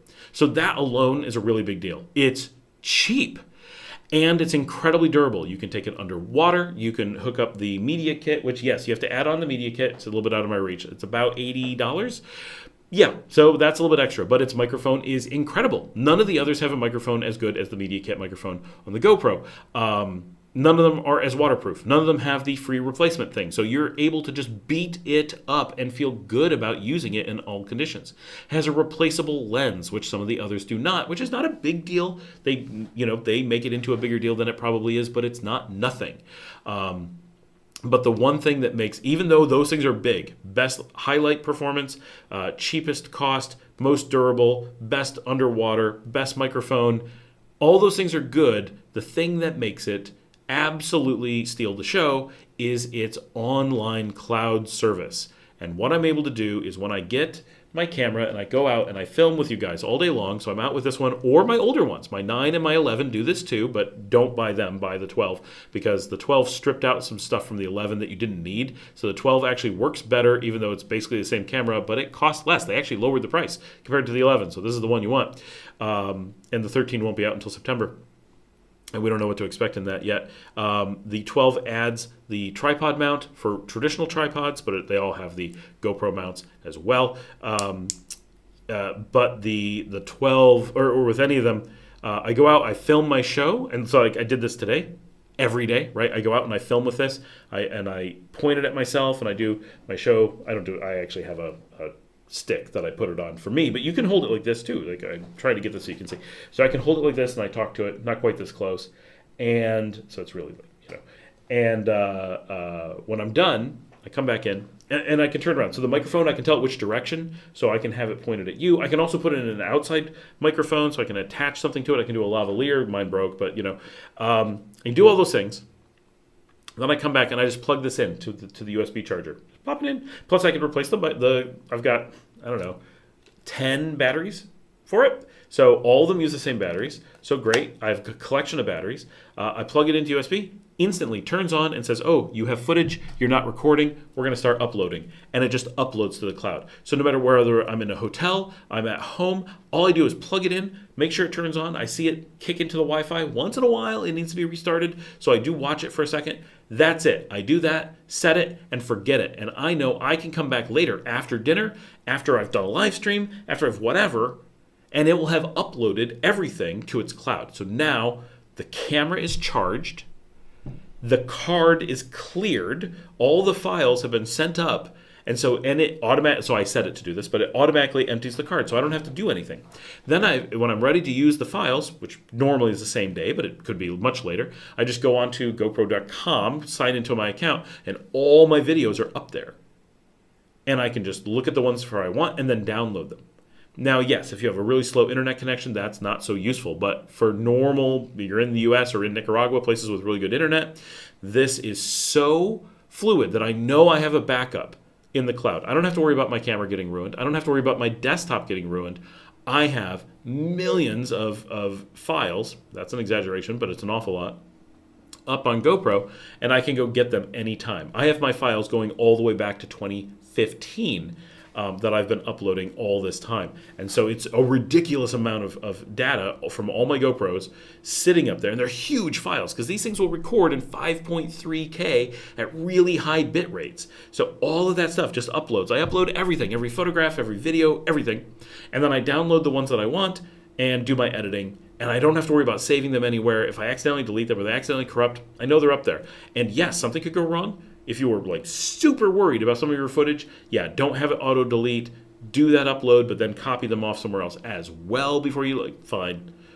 But I record, an hour, 2 hours, 3 hours every day, 5 today, and then I know that they're up there, and I've never once lost a file. If I was to, yes, that would be really annoying, but in all the time that I've done this, it's really not that big of a deal. It's been the most amazing workflow for having a camera, and it makes vlogging so reliable and simple for me that it's very hard not to choose the GoPro most of the time when I'm walking. And for me, because I'm doing so much, this is not going to apply to any normal person, is I will take the 12 and I'll film whatever until the camera overheats. And then I'll come in here to the air conditioning, plug it in, grab the 11, go out and do the same thing until it overheats. And then come back in, do the same thing with the 9 until it overheats. And they go pretty long, especially with the 12 before overheating. The 9 will overheat pretty quickly. And you can do things to make them go longer, like turn it down to 4K. Or if you don't need 4K, if you can do everything in 1080p, then they're going to last a really long time. And that's why the camera has not shut off today. This one, the Fuji, never turns off when you're on 1080p. But if I turn it up to 4K, as we have a couple times on accident, at about 3 hours, it kicks off for a second. And I have to give it a little bit and turn it back on. But we remembered, because the live stream can only do 1080p, so there's no point in having anything more. Have you tried, finally another question, I was able to ramble until Milton typed something. Have you tried the Flor de Caña 30-year-old? The 18 is pretty good for rum. I've been curious about the 30-year-old, but I have not tried it yet. I've never had the 30. I have had the 25 and the 35. The 35 you can only get directly from the barrel on the tour. And the 25, I've been given a couple times, but I once had it given to me as a gift by Flor de Caña because they accidentally charged me thousands of dollars one time on my credit card, and they felt really bad. So they broke out 25-year-old rum and served it. But I drink the 18. I think here in the house, I think I have a 21. So for those who don't know, Flor de Caña makes a clear rum that's like not aged at all, and then they make an aged Cristiliano, and then they make an aged clear that's 4 years, and then they make a Cristiliano, and I don't know how many years it is, but it's the higher end of the 4-year clear. Then in there, and they make rums that don't qualify as Flor de Caña under different brands, but under the Flor de Caña brand, these are oak aged. So they are dark rums, come in, hopefully I get this right, 5, 7, 10, 12, 17, 18, 19, 21, 23, 25, and 35-year-old aged. Those are the ones I know of. And then, with all of those, and they're not always the same. Like the 10-year is nothing like the 12-year. It's completely different. We actually prefer the 10-year. The 10-year is my favorite of most of the mainland rums. Obviously, like the 25 is amazing, but I prefer the 10 to the 12. If you go to the Flor de Caña experience, I believe you can do this at the factory, but I know you can do it at the Galleria, where the secondary museum is, a beautiful facility. You can go into their mixing room, and they have every one of their options in barrels, and you can make your own blend of them however you want it to be. Yeah, they're pretty good. But yeah, the 25 is pretty amazing. The 18 is fantastic, obviously, as well.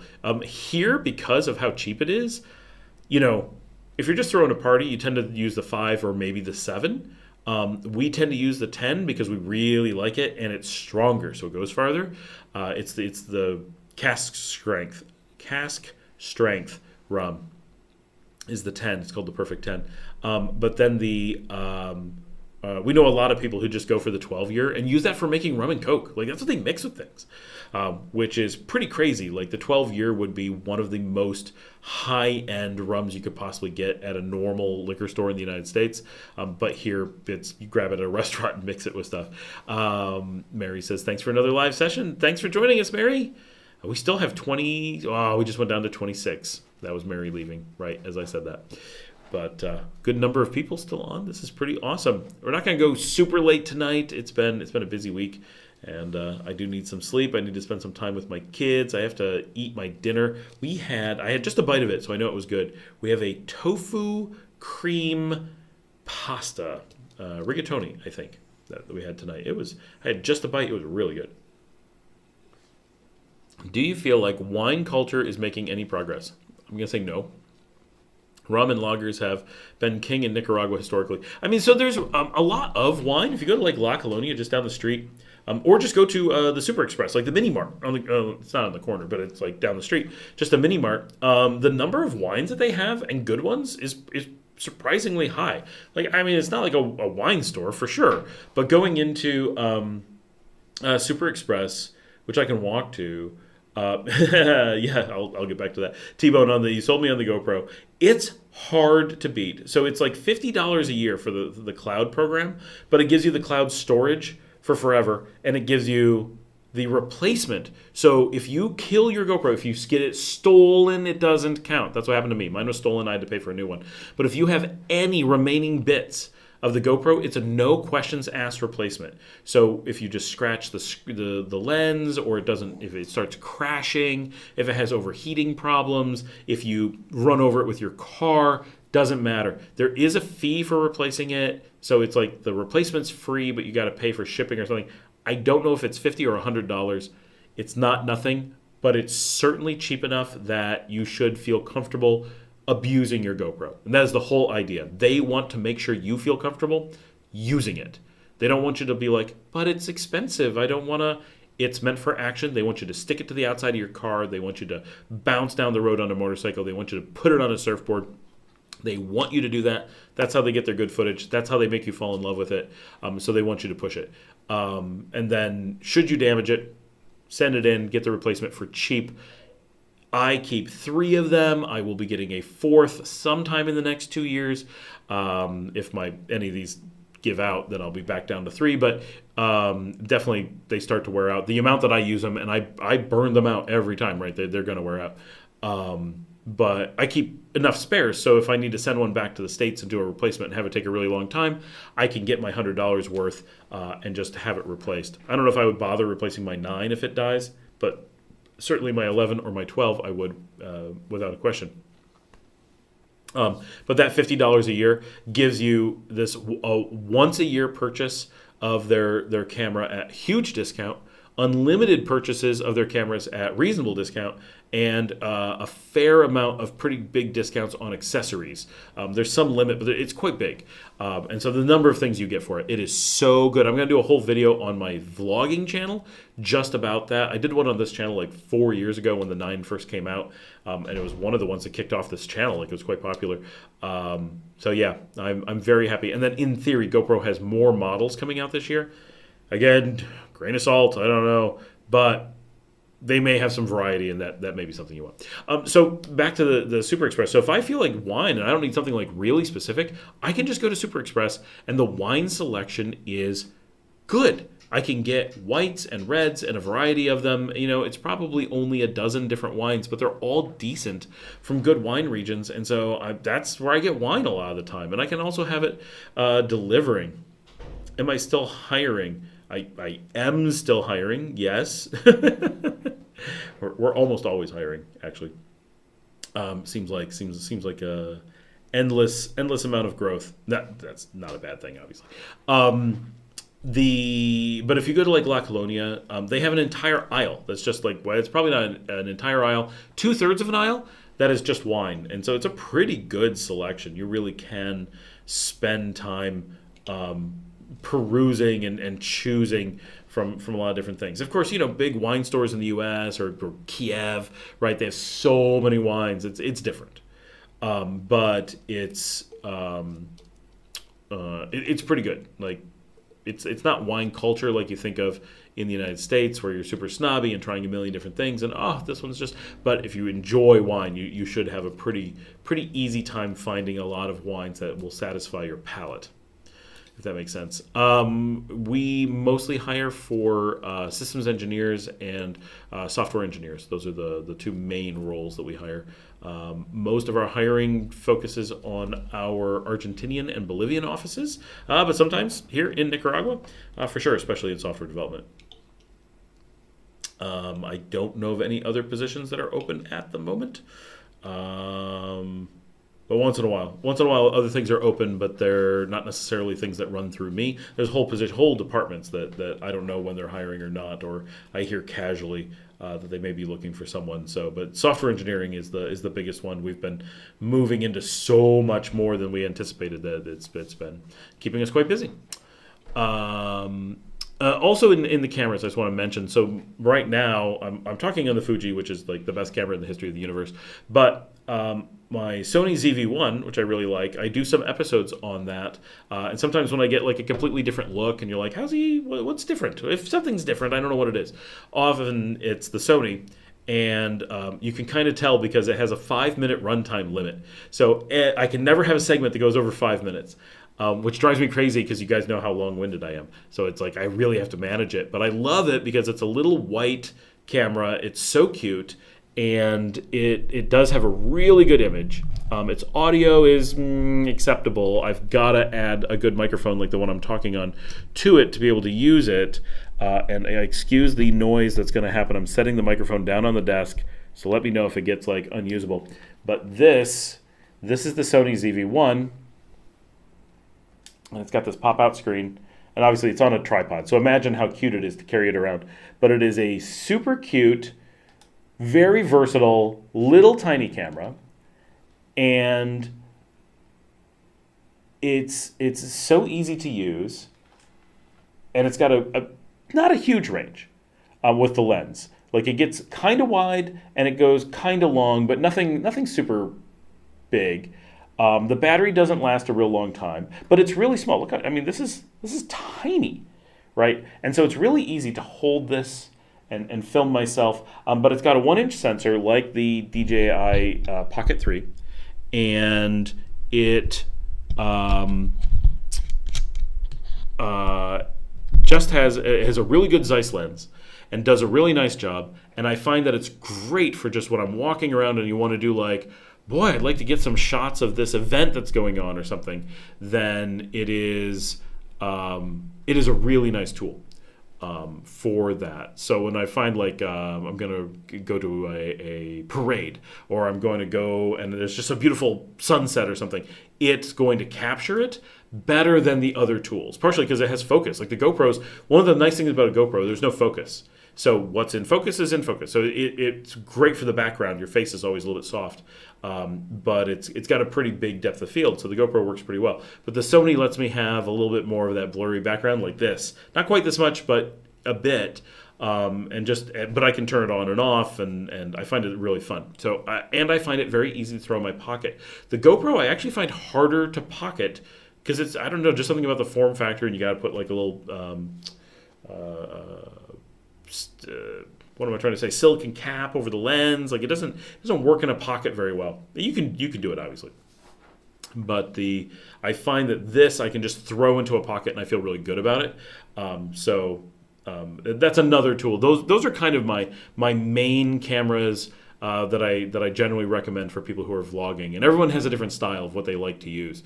GoPros are by far the easiest. The Pocket 3 or the ZV-1, they're definitely a bit more work. But if you want to up your image quality a little bit, you want to do something a little bit more creative, then they tend to be better tools. But if you want to just get a message out, nothing's going to beat the GoPro. The GoPro is so just turn it on, hit record, start talking, and let it handle a lot of the heavy lifting. You're not going to miss a shot because it was out of focus. You're not going to have a thing not work because it got wet. It's got just so many things just work. And when I turn around and do like walking, even the Pocket 3 doesn't handle walking as well as the GoPro. The GoPro has the most unbelievable digital stabilization. It lets you do so many things where you can turn the camera upside down, no one can tell it's moving. You can hold it in different positions, you can walk and bounce and just do all kinds of things, and it looks fantastic. And when I'm grabbing, for me, because I do travel stuff or neighborhood stuff, I can turn it around and show you guys the neighborhood and just walk around with it. And I with the stabilization on, and have the microphone point back at me or use the lavalier when it works, and it'll pick up awesome audio. I mean, it's really good audio. And every building's in focus because that's what its priority is the distance. And so when I'm walking around grabbing neighborhoods and stuff, if I turn around and grab myself, it's the stuff behind me. It's the neighborhood that's in focus. And it kind of gives it priority. But when I'm walking forward, pointing it forward, everything's crisp. It's really, really good. Can someone get a visa on an advanced skill like AI, for example? Absolutely no. No way whatsoever. So they don't even have IT programs in the country. Like there's no interest in that whatsoever. It's not that they would not let someone work in IT. They do, but there's no priority for it. There's no industry for it. The only skill that I know of that is given the possibility of getting a visa is in engineering for the government, which generally involves gold mining, which means Americans are out of the question. So an American can never get a visa for that because you'd be arrested as soon as you arrived in the United States. Or if you got a visa for something like I know someone who's a power plant engineer, right? So it's a very specific thing that the government needs the skill for. I don't know. I'm not saying it's impossible, but I'm not aware of any business in the country that is able to bring in people for outside visas. I'm sure that they can, right? So, like for example, here in this city, we have a very large manufacturer of like fuel injectors, something like that. I don't actually know what they make, and they likely have one or two people that they've had to bring in from somewhere abroad to make sure the factory can run. And so when you're creating some huge numbers of jobs and you're specifically for that, yes, you'd be able to do that. But is there any like, our industry wants to have an AI engineer? I mean, they'd just be like, well, why can't you use a Nicaraguan? And why can't that person work remotely? So it doesn't make any sense, right, for them to give that visa. Like, I'm not saying it would be completely nonsensical, but it would be such a specialty one-off thing that it doesn't make sense for them to have processes around it. So that's kind of why it ends up that way. It's not that they absolutely don't want you to do that, but they won't. Milton says, do you feel overall your stress level in Nicaragua is less than my stress in Texas or about the same, like when you add in your day work and the everyday life issues? No, for sure, stress is much lower here in Nicaragua for a lot of reasons. One is that people are just less stressed. my kids, everyone in my family, everyone I know points out that just thinking of going to the United States makes us feel stressed. And I first got this effect in 2019. I was at the airport. I was talking to Dr. Beverly. If anyone knows Dr. Bev from San Juan del Sur, I have not been able to reach her in years. Someone told me that she passed away, so I don't know. But if anyone knows her, let her know about the show and tell her to call me. But she was at the airport. We were hanging out with her, and she was talking about how stressed she was because she was going back to the United States. And she's like, I'm not even prepared to put pants on. I have not worn pants in something like 5 years. I think maybe it was 8 years. Some really big thing. So it's very... I believe you can legally work here if at a university or consultants. So I know for a fact you cannot get legal work at a university. There's a little bit of don't ask, don't tell, and universities will sometimes hire people, but they are unable to get them a visa. So I know people from my channel have talked about this, that they were long-term university professors here. They could not get permission to work in country. They did work in country, but they had to hide it, even from the government. So pretty confident that's a no. If you're at a consulate, so if you work at a consulate, normally that's working outside the country. If you're on ground at a consulate, you're considered to be in whatever country is the consulate. So that's different, right? Like obviously you can work at an embassy or whatever. But then you have to come from that country and work for the government. So she was talking about just how stressed she was. Just going back for the United States for 2 weeks, she felt this huge weight of stress that would be on her going back. And now that I live here, and she lived in San Juan del Sur, where they have a lot more stress than we have up here. There's so many Americans. There's so much of the extranjero stress down there that it's like a halfway. Right, it's like going to Costa Rica. You still feel some of the stress. It's still pretty relaxed, but it's still stressed compared to here. And now that we've been here, we get it. Like every time we're like, oh, we have to go back to the States. Every little thing, going out to eat feels stressful. Going to any public place feels stressful. Going to deal with anything we have to pay for feels stressful. Like everything has a level of stress to it that we just don't have here. Right here, oh, you know what? I'm feeling munchy. Order food, no stress. Why? Because it's cheap. It'll be delivered. I can go someplace. I'm going to walk down the street. I'm not afraid to walk down the street. I'm going to go to the mall. I'm not afraid to go to the mall. I'm not afraid to go places in Texas, but kind of are, right? Like everything, you're always worried. What's your neighbor going to think? Are they going to get violent? Are they going to, find out that you live in Nicaragua and get violent? Are they going to, anything? It's like so many things. There's so many triggers. Everybody's on edge all the time. So even if you aren't that stressed in the United States, and this is the thing, I think if you live in the U.S., yeah, you say, okay, look, stress has gone up some. COVID brought things up some. There's a bit of you can notice some stress. But until you go to a place where you don't have stress, you're like, everyone's just tranquilo all the time. And you're like, oh my gosh, now I'm recognizing all the stress. And now I'm realizing all the places where other people were creating stress for me and things like that. And you're like, okay, so now I get it. There's stress like I didn't realize. And so now going back, my kids feel it, my wife feels it, I feel it. Like just the idea of being near the U.S. is like, whoa, it's going to be stress. Got to be ready for it. It really is. It really is different. Not that the U.S. is terrible. It's a stressed place. And it's extreme. Nicaragua leans pretty heavily towards a non-stressful place, and the U.S. leans really heavily towards a stressful place. So the dichotomy, the disparity between the two is very large. So if you were to go from here to Spain, right? You'd be like, it's pretty close, right? Sure, it's a little bit more stressful in Spain, but it's so close. Oh, what hat shall we put on? Anybody got a request? Oh, Vietnam. Making the switch. All right. I have to look and see what it looks like. I always wonder how I look in this hat. Opinions. It's not a style I normally gravitate through. The cut is not my thing. The color's cool. I like that it's actually from Vietnam. So living here every day is not stressful, and some of that is internal as well.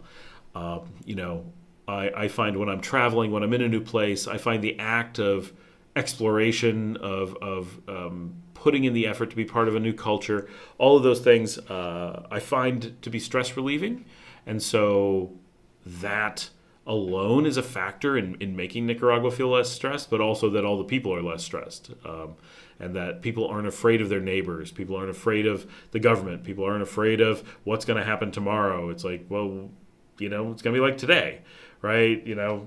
Whatever. Sure, there's poverty and there's problems and there's litter, but it's not stressful. So of all things, I think that stress is one of the things that is very, very low here.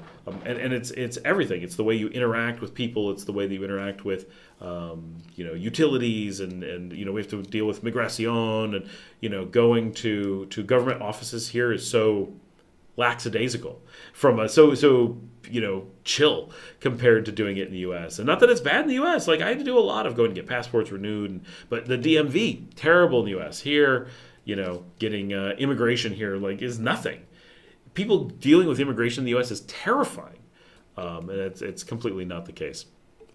And you really feel it just crossing the border, just entering the U.S. as an American is more stressful than entering Nicaragua as an American, right? Here it's like, oh, you want to come spend time in our country and eat gallo pinto and drink Tonya? Welcome, right? Cool. Where are you staying? Oh, I'm out at this hotel. All right, cool. Have a good time. And the United States is, why'd you leave? What's in the bag? Right? It's just a different. They've improved on that a little bit, but traditionally, and this lingers on, right? The fear of crossing the border, having your car ripped apart, being detained because they don't like where you visited, right? It's such an extreme thing coming into the U.S. that we don't feel other places. We have a lot of people on, but you guys have gotten quiet. And Jillian is back.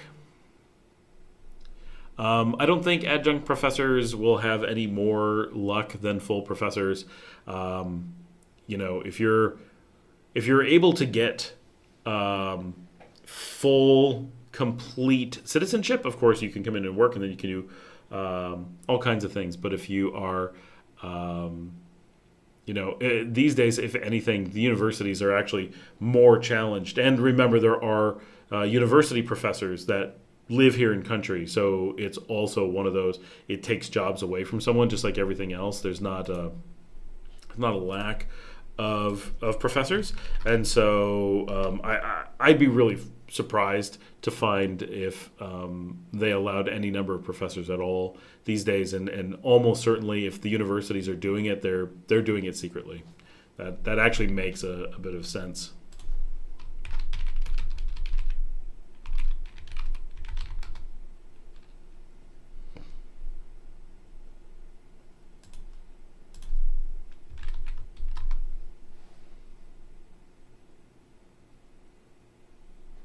Janet's back.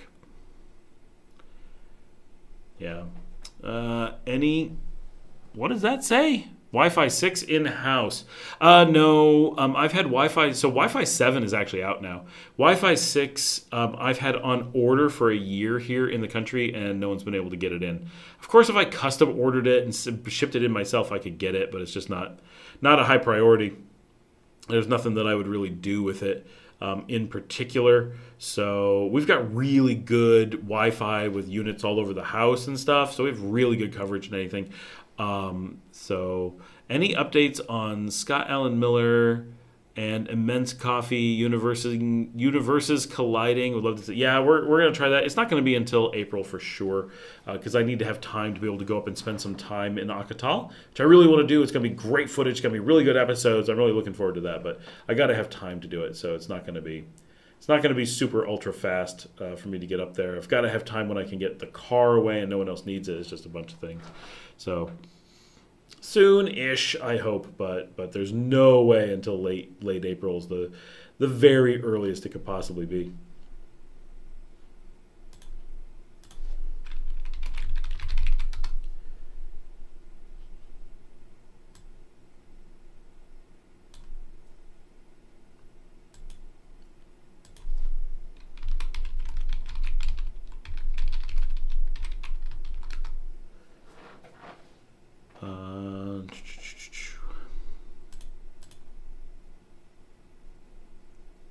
See, you guys are too quiet.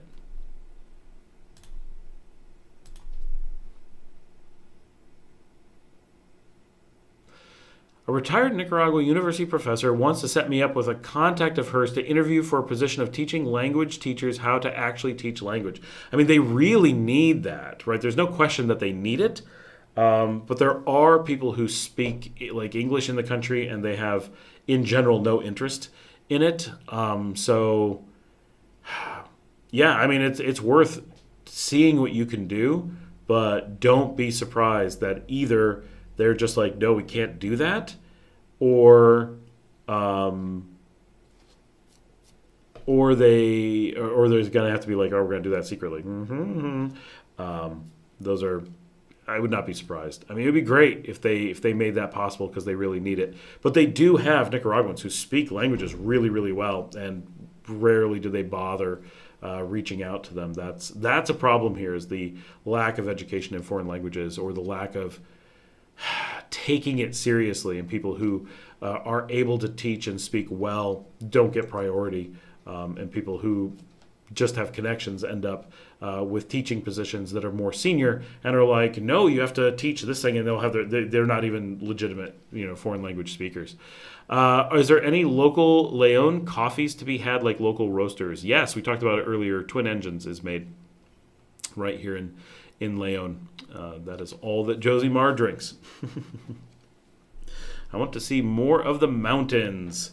Yes, me too. I want more. Well, so when I go up to Acatal, we'll be up in the mountains. That'll be exciting. I can. Yeah, not interested in Secretly. I have a feeling Secretly will be the only option, but maybe the thing is that what's true today isn't necessarily true tomorrow, which is true everywhere. Maybe not tomorrow, but government rules change day to day all over the world. Like, that's just how it works. But some places, like the United States, have a tendency to move really slowly because bureaucracy. So because of the bureaucracy in places like the U.S., if there's a rule that says this is what you can do, chances are it's going to be a rule for decades. And changing that rule will be very hard. Adding that rule was very hard in the first place. Changing it is going to be very hard in the future. Here in Nicaragua, rules can be changed pretty easily because there isn't so much bureaucracy. It's a small place. And so there is a much higher chance of, well, this is how it was yesterday, but tomorrow it's going to be like this. Oh, okay. So that's completely different. And so there's the idea that we just know what the rules are, and those rules are going to hold for a long period of time. It isn't like that. So they're, certainly look into it, give it a shot, but don't be surprised that it's, so many people pass through every day that are able to help with a lot of these things, and they never get offered anything. They never have an opportunity for it. It's very tough. I do know that Unan in Managua does have an American that teaches one of the programs, but he's also been here for a really long time and has citizenship. And so that's how he did that, right? He was not and he's been a teacher since a time when those visas were available. A professor. But yeah, so just me and the poodles. Yeah, when I drive up to Acatal, I want to get drive warp stuff. I want to film all of the drive up to the mountains and go explore coffee plantation and do all the stuff. It should be really good. I really want to. I've been to Acatal, but like passing through. Never gotten to spend time. And it's the third colonial city. Granada and Leon are the oldest, and then Acatal is next. All three of them go way back. So Leon and Granada are celebrating 500 years this year. We're 500 years old. It's crazy. But Acatal is a little bit later. I actually don't know. It's still ridiculously old. But And that, of course, gives it all kinds of problems because when you have places that are that old, they just the infrastructure, the plumbing, the septics, all those things are a problem. So they weren't founded until 1543. So they're 19 years younger than Leon and Granada. And it was originally called Nueva Segovia, which is why the region up there is known as Nueva Segovia. All of the regions and their capitals were aligned at one point, but some of them changed over the years. It was changed to Acatal, I don't know when, but its name is the Nahuatl word for pine resin. That's a funny one. At one point in 2009, the Honduran government in exile operated out of Acatal. Very interesting. All right, guys, it is getting late. You guys are getting quiet. We still have a lot of people on, though, so I hate to wrap it up, but I need to wrap it up. But I think everyone's kind of chilling out and de-stressing, and so unless someone's got some immediate questions to pop up. Do you feel the remote learning your kids are getting is equal to what they might get at the local public school in your hometown? Oh my gosh, it's so much better.